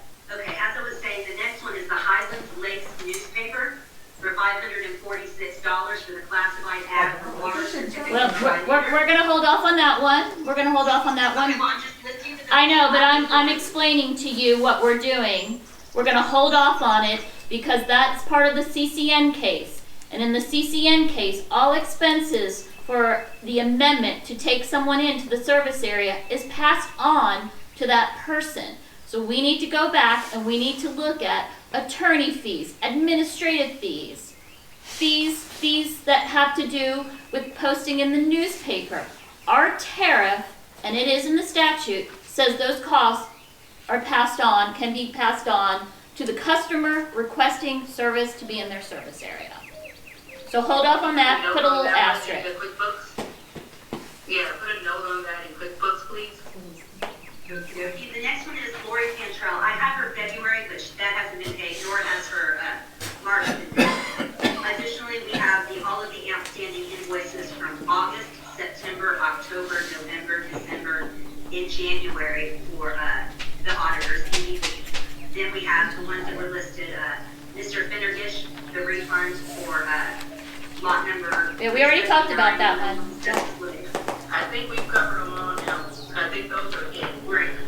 What I would say as well is that, just so if Carlton is listening, I'm not trying to stop you guys from getting paid. What I want to do is review these legal charges to see what exactly they are, and we haven't had an opportunity to do so, and I would like to review those with the board as well. All right, thank you. I think we have definitely covered that item. Need to be an action on approval Yeah. of the invoices that have not been. Yeah, so we're gonna go ahead and take a vote on that. We're gonna vote on making payment with the exceptions of the ones that I said that we're gonna put a hold on. And that includes, Highland Lakes. another one, TRW. Texas Commission on Environment, TCEQ, overdue, 2051, that needs to be paid. So, could you guys, I'm sorry? Yeah. I mentioned that one. We're gonna pay that one, right? Okay, so here's the thing. So is this the regulatory fee? Regulatory fees. Is this, so, are they paying monthly, are they paying every 6 months, or are they paying every year? What are we set up for? Says commission. This Let me find the invoice in. let's. Because we have the choice, TCQ allows us to have the choice of how we want to pay that regulatory fee. And we always would pay it annually at the end of the year, or when that annual date comes up. I would prefer that we go back to doing that, to make it nice and clean, and that we don't have these monthly that we're doing it. We also have another issue with the regulatory fee that I'll have to look into and talk with the operator about, because we paid regulatory fees based on the old rates. So we were paying higher regulatory fees. This is kind of a sticky situation. We're paying regulatory fees based on the old rates. However, the rates now have been reduced. So I need to look into that and what that means, if we're entitled to a refund or whatever. I'm just saying that so I don't forget. But we're gonna. So I understand, so you want to pay this, so you haven't given us access to the bank account yet, so I'm assuming that you'll be paying these bills, or someone on the board will? That is 100% correct. I'm gonna be paying those along with Allan. If you could please let me know, then when you cut the checks, then I can actually clear them out of the system so the accounting is up to date. I'm pretty sure okay, will do. I've been catching them when they clear the bank. So unfortunately, I haven't known. So yeah. Well, there's only been 3. We've only written 3, so don't make it seem like it's a whole bunch. We've only written 3 checks. One for the postage to send out our mailing, one for the accountants, and the other one was our RSV, the website, so they weren't going to shut down our website because no one had been paying for our website, and they were days away from shutting it down, so I paid that. All of these have been sent to you. And then RSV for the postcards, they were paid. And I'm pretty sure I informed you as soon as they were paid, I sent you information on that. But I digress. Okay, well, you know what? We're not going to split hairs here. We're going to go ahead. The board is going to take action to vote on paying the bills. So let's stop that conversation. We're going to pay. We are going to take a vote to make have payment of all the listed items right there, with the exception of the TRA. I'm sorry, TRWA, and then I need to look. We're gonna the exception of refunding Fine-Gish, and then Montemeyer, the accountant, we're gonna put that one on hold. And so the ones that we're going to authorize are And the Anzer Carlton firm. and the Carlton firm. But the lab, Griffith Davis, that hasn't been paid in over a year. Highland Lakes, we're gonna put that on hold until we can get some clarification on that one. LCRA, and David, which LCRA did you pay? It's past due, so it's $642. March is gonna That's be due. coming up due in January, February. Well, we have two on here for LCRA. We have a 642.74, and we have a six. Those are paid. I believe those are, yeah, those are paid. Okay. All right. I second the motion. I haven't made it yet. All right, I'm gonna make a motion that we go ahead and we get all these taken care of, and we get payment out as soon as possible for these vendors. Do I have a second? Mark seconds. All those in favor, vote aye. Aye. Okay, motion passes. We will get these paid. And just as a side note, we will be doing this. The board needs to address these in front of you all. Community, so. Our community, so you all know what we're doing for payment. So, all right, great. All right, now I believe, And just to let you know, we wanted to add this to the agenda, because this is what we do at every other project, every other place like this, is that it has complete transparency of what's being paid by the members prior to payment. great point. I agree. That's what we're gonna do. Take that to the bank. All right, number 8, discussion on temporary manager rate increase. I think that one's already been discussed. Lanita, I think, yeah. Okay, number 9 is discussion and possible action on operations and billing services contracts and proposal. Let's see, hang on just a second. No. We have, I don't think I have it. Oh, yeah, I do. I'm sorry. Hang on just a second, everybody. Make sure. We should make a complaint. Gotta give her some music. She doesn't need it. Should I say it? Do you have one? Okay. Josie, will you pass this out to everybody? Thank you. I need you to sit here. Thank you. Okay, so we are kind of looking at Thank you. services for the operator of what would probably be in the best interest of our utility, our members, the ratepayers, and we've done an analysis of comparing operator services. Both are in my opinion, just my opinion, but both provide excellent services. David, awesome job. And I've had conversations with them. But we wanted to break it down side by side because we do operate on a very limited budget. I don't even know if we have one right now, but. So what we did is we put this together to kind of compare apples to apples. And you can look at it, and you can see what the hourly rates are and the charges and travel and local presence. I think we did meet with the operator. He came out here. Mark and I met with him a couple of times, well, one time, and then I think he came out again. And one thing that really kind of impressed us is, they both have Curtis, who is the owner and the operator of Spicewood Utility Services. He's local. He lives down the street. He does some WSCs down the street, double horn, I want to say. I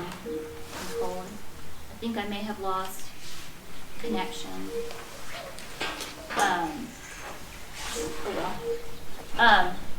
So he hang on. You just gotta answer it. It's not, no, it's on hold. Oh. Dial.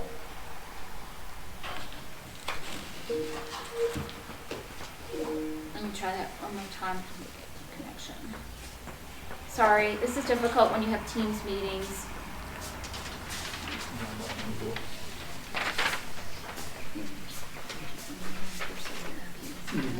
I think I've lost internet connection. Yep, that's what happened. I lost internet connection.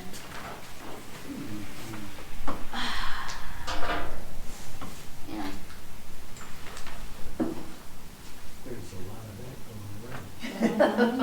What's that? Internet connection, a lot of that going around. Sorry, guys. Well, I have it. It's just not. Okay, we'll try it again. So as I was saying, I think we're there. Okay, you can. All right, we're back on. We lost the internet. The challenges of using a cell phone or Wi-Fi. Okay, so anyways, with that being said, you guys can look at this, but one thing that we were impressed with, like I said, U.S. Water Service Corp, utmost respect for David and U.S. Water Service Corp.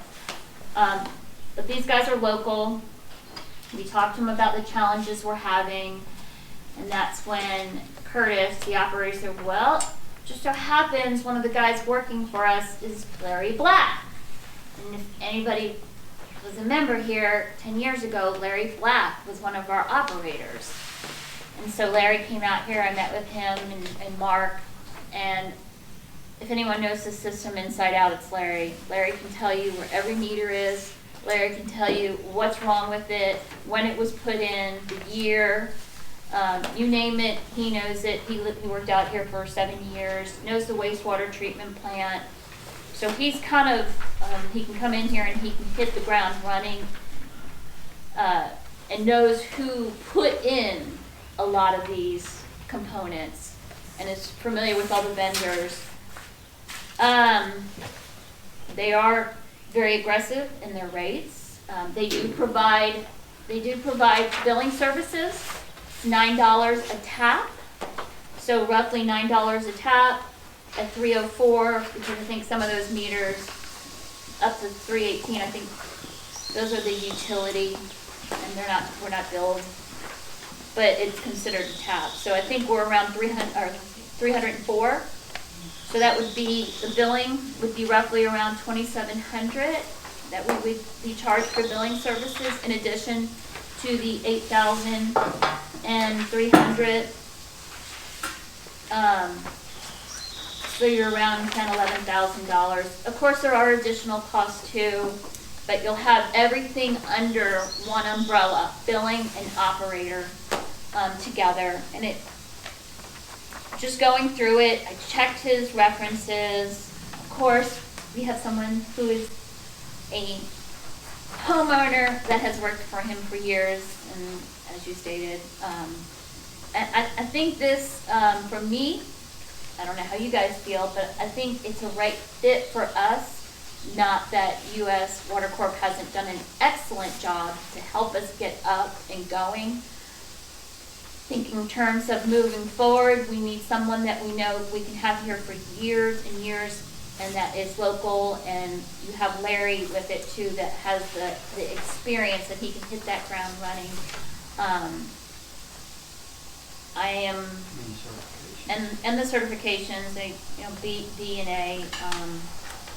But I wanted to, you know, I wanted to express my opinion, and I want for us to open this up for discussion, and tell me what your thoughts are, tell me what your thoughts are. You can go first. Well, I mean, you know Larry for years, and probably a lot of people in this room know Larry, so that's the benefit to him knowing, been working for us years ago. It is an advantage to a lot of the situations that unfortunately David is playing catch up to, you know, to understand and define. And also it seems like they're a little bit more expensive than what the other company would be. So that's in the consideration we have to make, you know, because we all know that we're suffering financial difficulties due to the previous board. And we have to make decisions that are going to be well-rounded and financially beneficial, and also security, the fact that there's somebody that knows the system so well and then was serviced here for many years. And I think he was personal friends to some of you, so that's very important too. I mean, not personal friends, but friends through that way of working for us that way. I think Larry has in my opinion, everybody in the community had a good rapport with him. Comments? I just gotta go along with Mark, but I'd like to add too, the bookkeeping services. They use the same program, right, that we're currently on. RBS. QuickBooks. And, RBS? Oh, I'm kidding. RBS. and they use more of the bells and whistles where we'll get more accurate reports. And, is that correct? There's a lot of features with RBS, and they use those additional features. Yeah, we get the whole package deal with both, if we bring. Yeah. Can we say anything? Yeah, well, I was gonna say, so he works in Travis County, he works at Travis County PUA, Public Utility.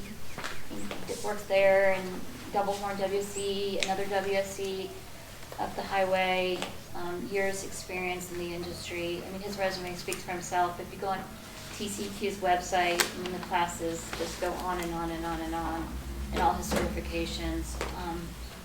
Just a really good guy, and I think it's a no-brainer. I mean, it's nothing negative towards U.S. Water Corp. This is strictly just business and looking at the bottom line, having someone local.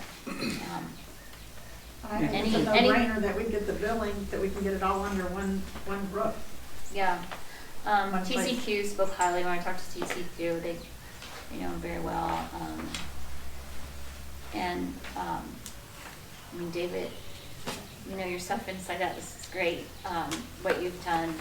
This is nothing personal. This is just looking out for the best interest of this utility. Amazing. Looking out for the best interest of the great pace. Yeah. Just so you know, U.S. Water has moved you guys in a much further direction. For not even charging for it than you've ever been. I mean, even with the cap that I've seen that you've been in the past where I've looked at things, and the capital that he's already highlighted and the information he's brought to bear is going to be helpful with whatever path you guys go forward on. Yeah, no denying that, Lanita. Absolutely, no doubt. Excellent job. Jumped in, helped out immediately in a very unfortunate situation with AWR. And for that, my gratitude. I'm very thankful for all the work they've done. Any more comments from anybody? David, would you like to say anything? Yeah, please tell us your Yeah, thoughts. tell us your thoughts. We serve at the will of the board. We're here to help, and I'm all, whatever works for you all, I'm fine with it. Okay. I mean, we don't want to be a hindrance to anybody, so we're here to help. Is someone speaking? That was David. Oh. It's Mark from the board. I asked David if he had any comments or concerns that he would like to add or speak on behalf of the company or anything else. And he said no, that he was here to serve us in any ability that he could. Thank you, David. David. And just to let you know, that they did have mobilization and demo. There will be demo costs if they are, they have to leave out of Windermere. But we'll let you know that they have been extremely helpful. I think that whatever direction you guys go to, you're going to be served very well. But again, kudos to U.S. Water, and I am hoping for the best for Windermere in whatever direction they decide to go. Thank you. Yeah, thank you. I mean, new beginnings, new board. We're taking care of the system. We're putting them first. And everything else the previous boards have put as a priority, we're not even in the arena to consider. So yeah. So in regards to transition planning, Patty, if the board is determined to transition out, we need to put together a transition plan for all services in which Spicewood would be taking over. Yeah, I would like to bring them on and have them work with David and U.S. Water Corp. so they can work with each other. We're gonna do that for 30 days. Yeah, so that's my feeling, is to get them up to speed on what's going on, what US Water Corp has done. Yes. Yeah, the agreement requires 30 days. Yeah. You give them 30 Yeah, days yeah, notice, yeah, but- I know, yeah. Yeah, we'll help them out through that 30 days. Yeah, just like you guys did with AWR. Yeah, exactly. Yeah. So we'll do that. Did they help you get online when you came in? I'd rather not answer that. Yeah, I know. That's what I thought. Yeah, I mean, I know it was a challenge finding out the assets and what they were. Because I was looking for them. We're sorry about that. I had to, yeah, Out of I our mean, control. I'm so sorry what you had to deal with taking over. It's been, from George Burris to Corix to AWR, and we need to get someone, we need someone permanently to take over. That's why we're, discussing this, so. Okay. Well, Make a motion? yeah, what's the agenda say? Let me get it. So, let's see, item 1, temporary contract. So, actually, it's temporary contract with US Water Corp is A. B is proposal from Spicewood Utility Services for operator services, of which I think you were given a contract. I know Lanita, I think I gave you the contract too. Do you guys have a copy of it? I think I gave it to you. I would caution that I would like to review the contract prior to execution. Yep. Okay, here it is.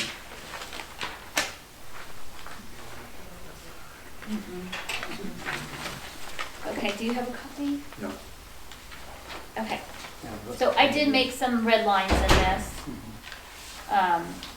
Lanita, I made red lines in it, but I think we're, and I will send that to you, I just made it today. But we, You send me the red line version. Yeah. If you want to approve based on, the red line version, which, yeah, I mean, and so the red line version Yeah, is. I mean, I've read it, I don't need a copy. Yeah, it's just minor things, and then, we do want to have a better handle on, the contractors having the ability just to buy things without the board knowledge or the board input on that. Yeah, so we wanna curtail that, and I think we were gonna remove that out of this contract. Right. that's what we did with US Water's contract. We have to they get permission first in that regard, yeah. Yeah, so that's what we're doing, we're removing that, there was a section on that, so we're not gonna allow them to have that authority. And then everything else was just little minor things.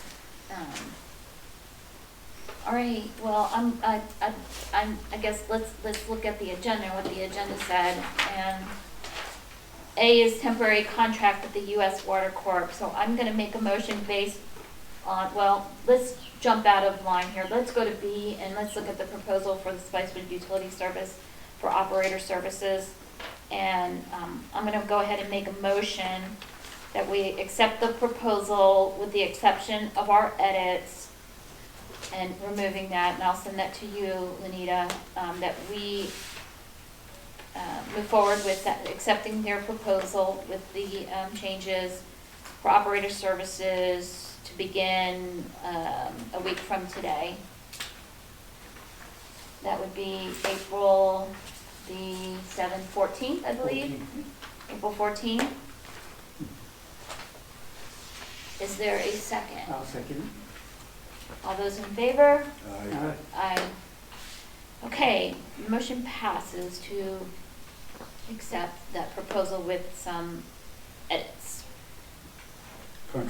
Contract edits on the ability to purchase items without board consent. Okay, and then the next one, we'll jump to A, the temporary contract with US Water Corp. So, I'd say purchase items, and also in regards to if there's any language dealing with compliance and things of that matter. I just have to review it for ensure that it's all intact. okay. Okey dokey. Sounds good. And then the next item would be the temporary contract with US Water Corp. Is that, based on my, review of their contract, it's required to give a 30-day notice. And we are going to move forward with that based on the fact that we are going to accept the proposal from Spicewood Utility Service for operation services. Very grateful for US Water Corp. They've done an outstanding job, and we are greatly appreciate their support during this unique time for this utility. David, do you have any thoughts on that? Would work be good for you as far as ending our services to us? I just need a 30-day notice, and we'll be here to help you out with Okay. the transition through those 30 days. Okay. Would suggest it would be 30 days from Yeah.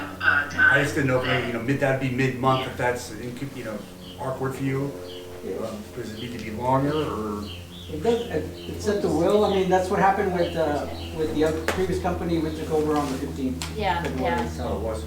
Well, So you wanna do I'm it on making a 15th? motion that we, today or tomorrow, that we, Notify.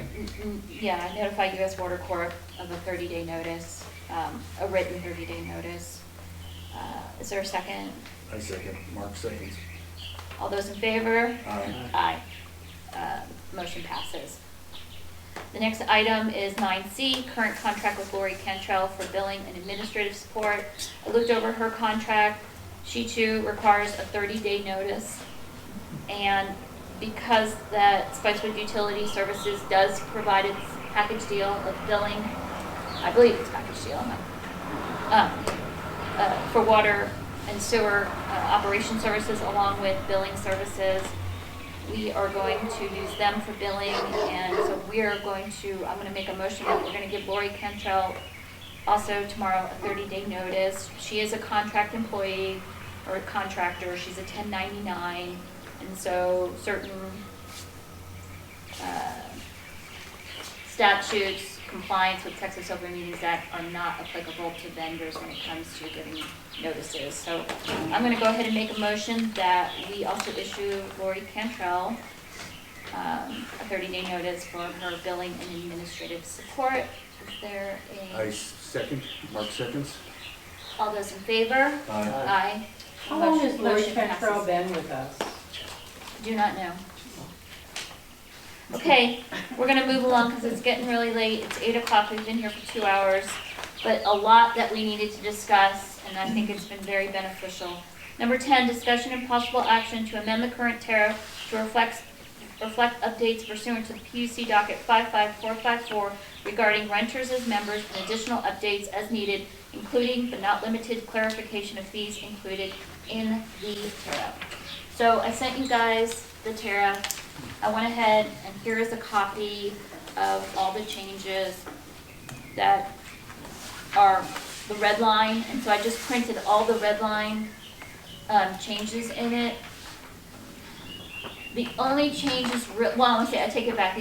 The changes in it are applicable to renters because out of the compliance docket that Jeff Walker signed that agreement, out of that, it was decided that, or ruled, that renters must be members. And the reason why is in Texas Water Code Statute 13, as a nonprofit water supply corporation, anyone that takes water service shall be a member. And there really is nothing that prevents a renter from not being a member, as long as they pay their membership fee. I wasn't involved in that. That was Jeff Walker and the PUC attorney, and I'm just following through with the PUC order that states we need to update our tariff to allow renters to become members. Now, if they choose not to, then they can't be under an alternate billing agreement like they are right now. The owner must pay that water bill, and however it's done, but they can't like overcharge them for water because then they'll be acting like a utility. So, they can only charge them what their water bill is for. And they may lose money, you know, because it's a set rent, I guess, or, but that, I guess, has to be worked out with the renter and the landlord, but they can't charge them anything over what their water utility bill is. So, but they can be a member if they choose to. That's completely up to them. And we are required to change our tariff, to put that in there, so as to be compliant with the PUC order. And for that reason, we went through and we changed the tariff to accommodate for that. So they, to be a member, what does it say in there that where they're gonna have to pay? They have to pay the membership fee. $4,600 or not the tax, you know? Membership fee, it's a $400, just, yeah. And any administrative fees that come with that. No, we're not talking about short-term rentals. We're talking about. No, This is a no, long-term. this is someone that, long-term rental. Yeah. Yeah. And as such, they get to vote in our elections if they're a member. Because just so you know, even if they were on an alternate billing agreement and they were a renter and they were paying, they are the ones that pay that overcharge for the last 4 years, and they are the ones that get that refund. Unfortunately, that's not being done because those renters have left, and now the new renter is getting that refund for the old renter, cleaning that one up. Or we have landlords that are selling, you know, the home. They're not renting anymore, and the landlord's getting it. Well, the landlord didn't pay it. It was the customer. So you see, there's a whole bunch of issues when you apply something like this that's occurring right now, is that those renters weren't members. And so this is going to clean all that up, and we are following the order of the PUC. Let us clear up the issue. I had a renter that asked me in regards to paying the surcharge, the legal surcharge, when they have to pay it because they're just renters. My understanding of the tariff is that, yes, they do have to pay it. Will that be clarified as well? Yes, so in the order, all customers, it's all customers. So, yeah, so the PUC, it's kind of a, you know, it's kind of odd, not odd, but it's, you know, there's some issues when you have a WSC and you have members, and then you also have the ratepayers, and the two aren't identical. You know, your ratepayers are everyone that pays for service. Members are the people typically in the past that own the real estate that were entitled to a membership. And so the order in the PUC was not members pay the surcharge, it's customers pay the surcharge. So Yeah. the tax. Is that the way you want to continue it in this, or the order is the order? Yeah, so the order is the order. We have to be compliant with the order. And so, you know, and another situation is because, you know, it's a moving target, so to speak. They use 271 as the number to determine the rates and the refunds and surcharges. We don't have that number anymore. So if we're charging that surcharge to everybody, that one surcharge, and it's done over 45 months, we have more customers paying in, and what's going to happen is that 45 months will be like 39 months, because we're going to hit that $478,000 of rate case or rate appeal expenses that are passed on through a surcharge before that 45 months. So it's, but now we doubled up on surcharges too. So there's a lot of work. We have to sit down and we have to clean all of this up. Yeah. For sure. But this is specific to renters becoming members, so we can get that filed with the PUC, because they want to see that tariff.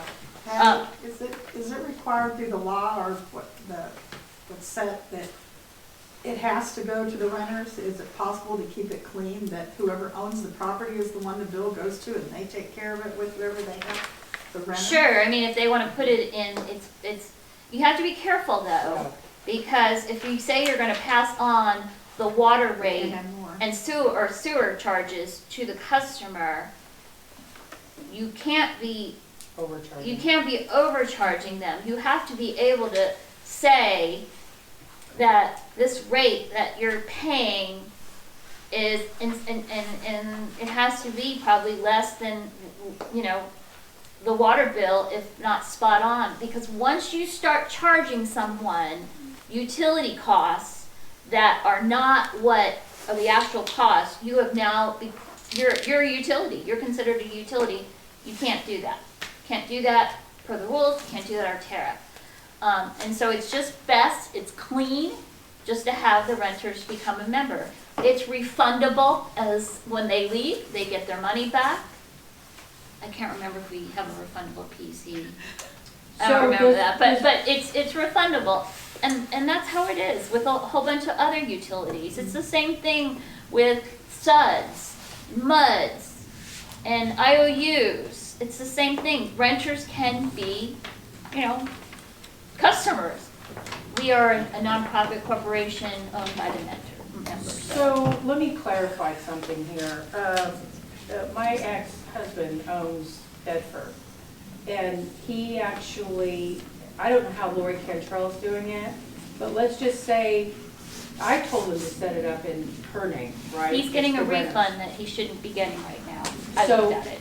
You did? But he's not getting that refund anymore because he didn't pay it, or I think the renters paid it because they were the ones on the list of who was paying. That's what, unless he can prove that he paid it. And that's my issue that I'm talking Right, about. right, right. This is what's caused all these problems. Anyways, this tariff is fixing it, and hopefully every renter will want to pay the deposit, for sake of saying it, the deposit that they get back, but it's the membership fee. So, that's that. Anyway. So, I'm there- sorry, hold up for a minute. So you're saying that if they didn't pay into it, like my ex-husband, I don't know how Lori Cantrell's doing her books, that's why I'm asking. So is she actually referencing a sub-account? There's got to be a reason why the renter's name is on that. They didn't get on there unless somebody told them to put their name on it. Right. So if an owner never told the utility, I have a renter, and they do, we would never know, and it would just be the owner's name. But at some point, if your ex gave a renter's name, which I have seen it, the renter's name is on it, that means the renter is paying. Right. The So renter the- paid it, not the owner, Right, your ex. right, okay. The owner, the ex, like with this refund, is not entitled to it. Got it, The member should now be the renter, keeping it clean. right. If they move out, you know, and if they cause damage, that's another, don't want to go down that road Yeah, right no. now. We'll talk about that Okay. when we have further an understanding of that. One other thing that we're changing, or two other things that we're changing, and I'm gonna read this, and I'm sorry that we're going so long, but this is a must, I have to read this. And we're gonna clarify this. Under our current tariff, the WOWC tariff, the equity buy-in fee is assessed per service unit. The tariff clearly states, each applicant for new service where a new service cap is necessary shall be required to achieve parity with the contributions to the construction of the corporation's facility capacities that have been made previously by the existing members. This fee shall be assessed prior to providing or reserving service on a per service unit basis for each property. Understand equity buy-in fee is for new development only, new homes. In the utility industry, it's a standard practice, David, you could probably chime in on this one, to charge separate fees for water and sewer services for equity buy-in fees. WSCs call them equity buy-in fees. Most utilities call them impact fees. So these are typically referred to as impact fees. A customer who connects to both water and sewer system is expected to pay one fee for the water system and one fee for the sewer service because they're different services. Because each system requires separate infrastructure, maintenance, and capital investment. Unfortunately, the WOWC has not properly been enforcing the tariff. Instead, the WOWC has been charging a flat $4,600 equity buy-in fee regardless of whether the customer takes both water and sewer service, water-only service, or sewer-only service. This practice does not comply with our tariff because it ignores the requirement that equity buy-in fee be assessed per service unit. A water tap and a sewer tap are separate service units. Each requires its own infrastructure and capacity contribution. By charging a single 4,600 fee, we are effectively giving a discount to customers who take both water and sewer service compared to what the tariff requires. So it shortchanges us. It has for quite some time, adding to our financial mismanagement. And because the full cost of buying into the infrastructure is not properly recovered. So I don't even know if there has to be a vote here. It's just enforcing our tariff, Right. which we haven't been doing. Similar to the one tap per structure. We need to start enforcing our tariff. So, I mean, I guess our vote would be to, when we, vote on these tariff changes, that's included Right. in our vote. So we're accepting that the members, renters can be members, and we're changing that. Instead of 4,600, you get charged twice It's that. twice that. It's twice that, and it's been in there for the last 10 years or so. That 4,600. The other item that we're changing is that there is a provision. I sent it to you guys to look at. Well, before you go on, I really would like to address the builder. that's in We're not the- going to do that right now, Josie. We're not going to do that. I want the information for the builder if we're gonna go back and charge him. What? I don't think we can Can't go backwards. Yeah. We're going to put that one in the parking lot right now. From today forward. And so. Well, she said it was in our tariffs the whole time. So, Right. okay, gotta move forward here, gotta move forward. Can't do The that. other change that we would like to do is that we want to remove, there is actually, a section in our tariff that talks about, Page 21. is it page 21? I'm not sure if that's what you're talking about. No, it has to do with, oh, there's a couple of them. Okay. This is grinder pumps, sharing grinder pumps. Corporation recognizes some grinder pump installations were done in previous years that created shared pumps, but want to acknowledge that the WSC board voted that installation prior to January 17, 2014 would be allowed to continue to operate without disconnection until such time that the shared pump would need to be replaced or creates a health risk. At such time, each member would be required to install their own individual customer-owned equipment and would be required to get approval of that equipment from the WSC management or its general manager. It is the customer's responsibility to install, maintain, and efficiently operate all components from point generation that is housed to the corporation's collection main. We are removing that. We are not allowing sharing of not grinder pumps. It's sewer all, yeah, I mean, and we have to make sure that these people have grinder pumps too. There's some people out there who don't have grinder pumps.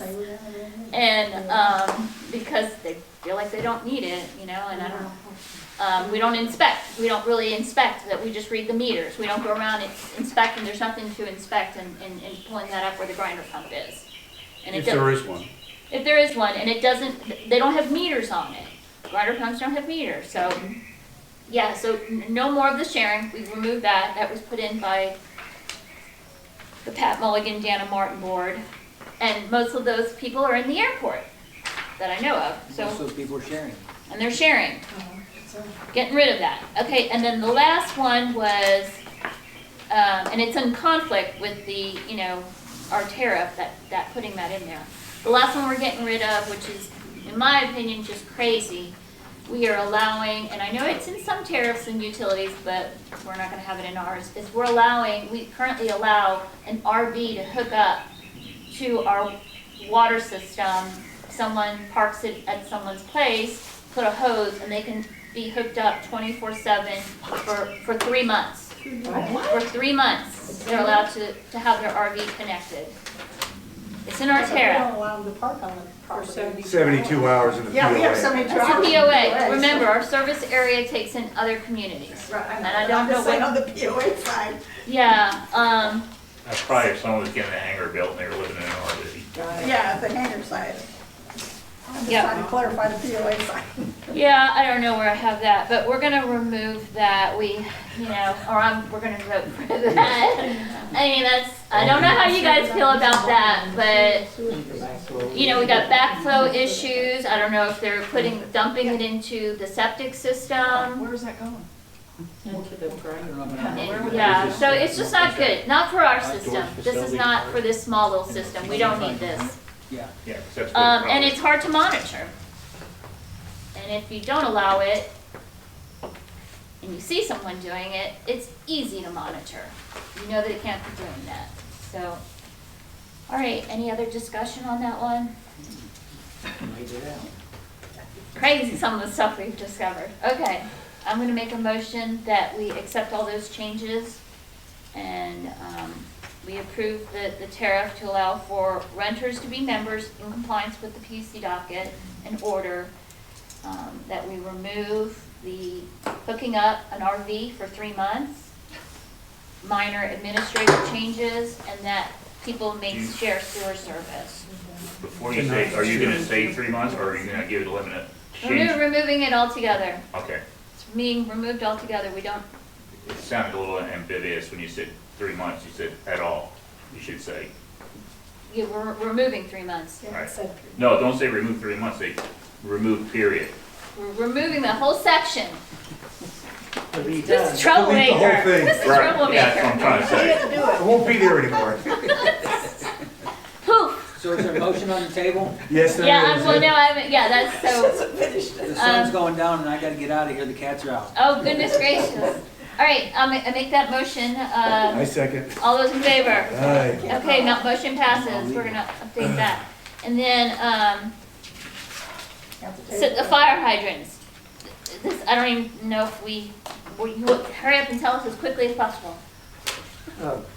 Y'all know the fire hydrant was put in without any engineering studies, installed by people who weren't licensed, was not put in to benefit this community, was put in for new development down the road.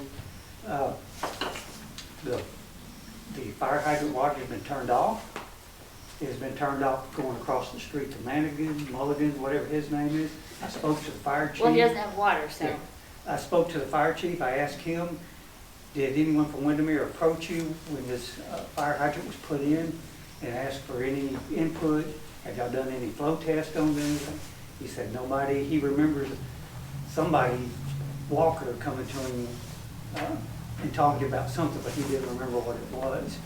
He told me that they really wouldn't be using that fire hydrant because they understand when I explained to him how George had said if you shut it on, shut it off, we could have a hammer effect, which we did a couple of years ago in the freeze of both lines. He said, that's absolutely right. I said, did you ever receive keys from from Walker? He said, he put those locks on and he gave the fire department a key in case they did need to use the fire pump. He said, no. He said, if we'd have put a lock on it, we'd have put a universal lock that any fire department in the area could have used it. So he says, we've just stayed away from it. He said, there's no issues with him and the fire department. He's going to put it out to the community that plug is now inactive. And going forward, we'll have the new operator come in and take a look at it, see what exactly needs to be done. It could just be shut off until we get the pump or the plant built up to where it yeah, so here, well, it's painted black to comply with the rules that if it's not operational, it has to be painted black. But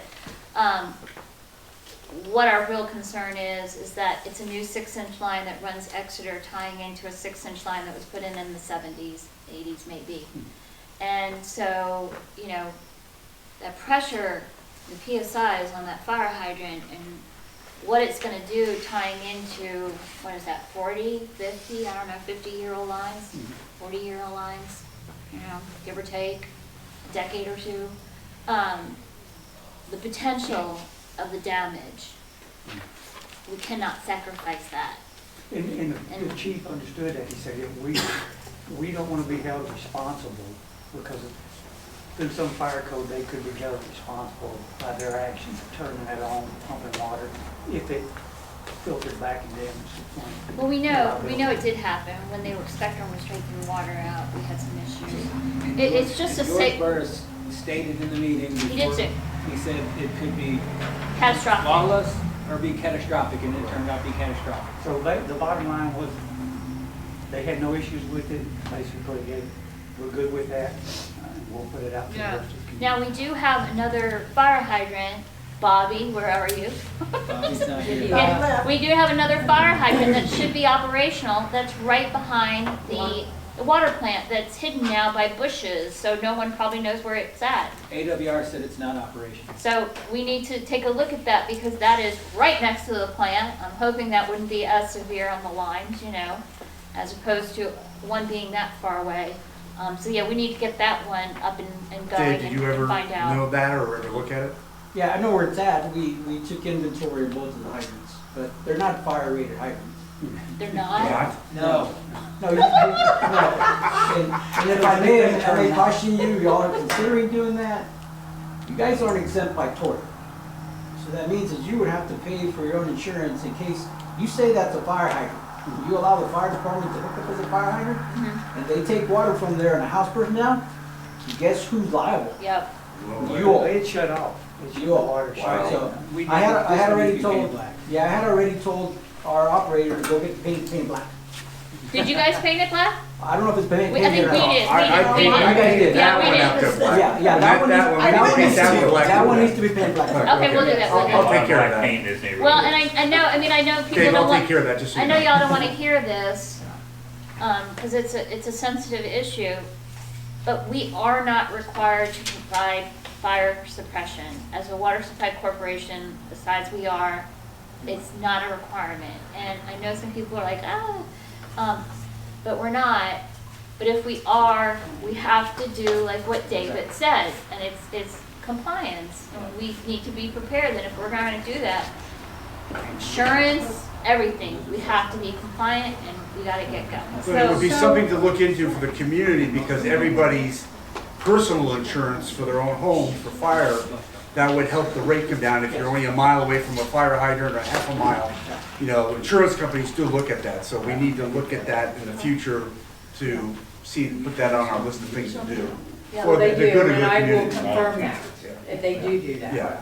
Hey, what about all the things that they painted? Fire plugs. Those are. So Yeah. they're painted red. Well, that's actually, it was to flush the system. Yeah.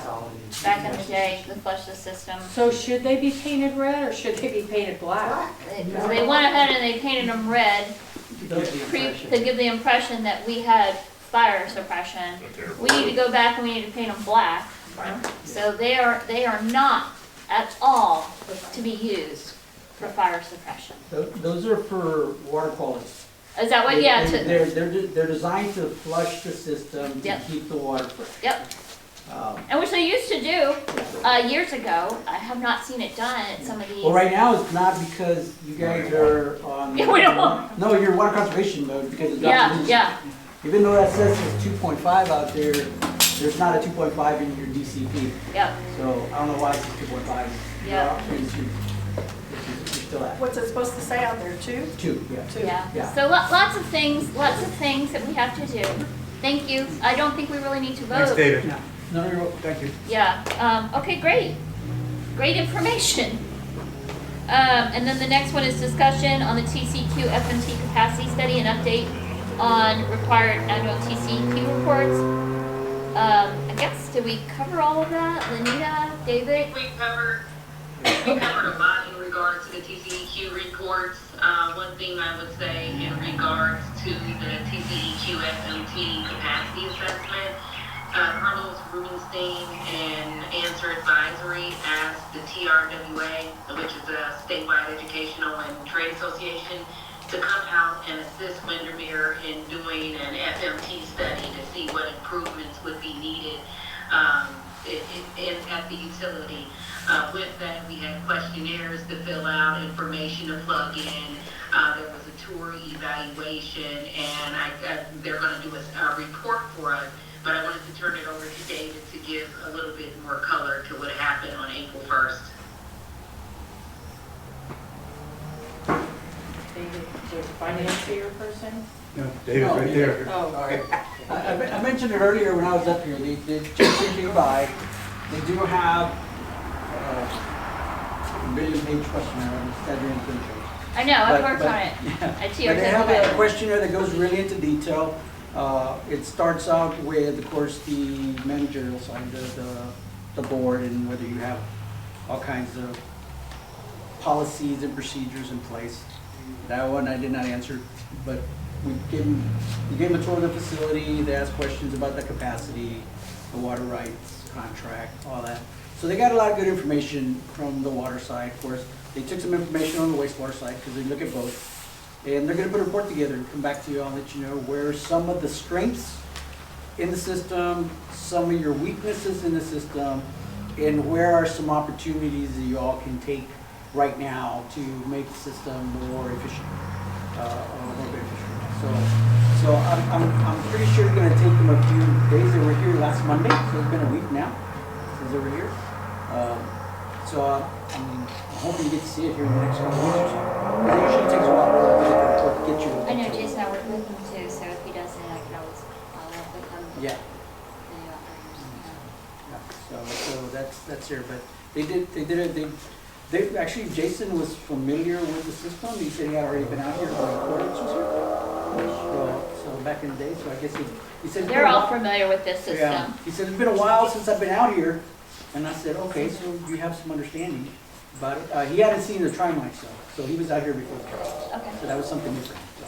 I had a question on Yes. David. When when y'all got together, there was no board member there with y'all, and that's no reflection on you. No. Did any of y'all know about this? I didn't. Informed Patty that they were coming, yes. Oh, I don't believe I was. I didn't see an email I about was it. just wondering that, since none of us knew, No, it was and, just no us. reflection on you guys, but I think one of us may have been able, should have been able to walk. Could have been able to. Okay. Yeah, we're butting heads. All right, okay, all right, Alright. awesome. Thank you. You may have forgotten, Patty, but we did discuss that they were coming out a couple times. But they did provide some good information to study, and if they need to come out again, then you can be there present. That would be great. Okay. I don't think there's any, just discussion. The next one is discussion of the 2025 budget. Lanita, have y'all worked on that or no, or? Discussion of the budget would have still been increasing the rates. So what we have to do now, what I'm gonna provide the board, and I think I spoke to it a little bit earlier, is how your funds are gonna look like in the bank account without the revenue that you need to cover expenses. And we're gonna do that through May, at least, just so you know how the bank account is being impacted. So right now, it's just paying the monies available, paying the expenses, but you have to realize that we don't have enough monies to pay the expenses coming in with revenues. Well, I would challenge that one, but that we can put that one in the parking lot too. I have different. It's really it's nothing to challenge, Patty. We've gone through these numbers over and over again, but I think we should sit down and you're welcome to sit down as well, Allan, to look at how much is coming in the door and how much is being expended.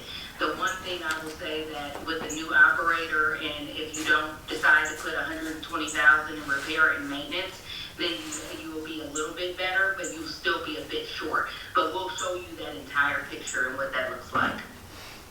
Well, we got a deposit of $1,263,183 in the month of February. Well, a lot of What that. happened to that? Where'd all that money go? That's the land. Yeah, we're gonna show the deduction, Just if asking. your expenses are more than your revenue, we're gonna show you how much you're gonna dive in to the amount that's left over the month. So we're just gonna show you the financial picture. Right, because I've been working on finances too, so I'll share what I have. I'll share that with you guys, and you share your numbers, and we'll kind of go from there. Be good. That'd be excellent. And then we can take it back to the board. One of the things that we may want to do is bring it after the annual meeting, just so everyone is aware and they can see it, and then we can hopefully agree to where it's going to be. And it's just based on the numbers, guys. It's just based on the numbers. That's it. Okay. 14, discussion and possible action on calling the 2025 annual members meeting and having an open board meeting following the annual members meeting. It's required by our bylaws and the election procedures for us to actually call the meeting, so there's 3 different ways of doing it. The members, 2 board members or the president can do it.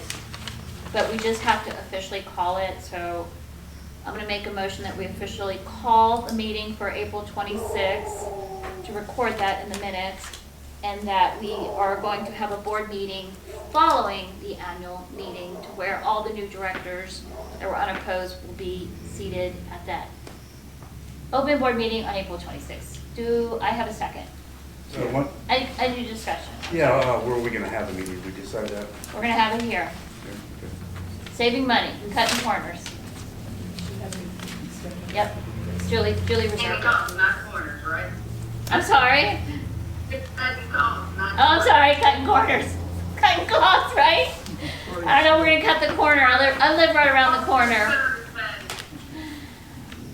Tired, long day. Okay, so, that motion, I made the motion. Is there any discussion? I'm gonna make a motion that we call the meeting, the annual meeting, and that we have a meeting following, that meeting, a board meeting on that day, The new board. the new board. April 26th, following the annual meeting, we're gonna have a board meeting. I second. All those in favor, vote aye. Aye. Aye. The motion passes. And then, looks like that's it. Any other questions from you Yeah, all? anyone, questions? As we, Houston's up 8, 5 minutes to go, first half. is that a question? No, it's a The statement. question is, do we think they're gonna win? All right, I'm gonna go ahead and call the meeting at 8:25 on Monday, April 7th, 2025. Thank you everyone thank you, Lanita. Okay, all right, bye. Good luck to you. You got a question? David, thank you. Your will. Yeah, for sure, for sure. Every day or? I'm still trying No, to. I've been trying to come every week. Every other week? I'm still trying to figure out. Real Because of the canopy, so I figured I was gonna borrow their parking lot there, so. In here. And last week there was a lot of snow on the weekend, you didn't want to be up there. I was here. That's what I So they want. come from, Good night. kind of like square off. And I come like about 5 Snow over the weekend.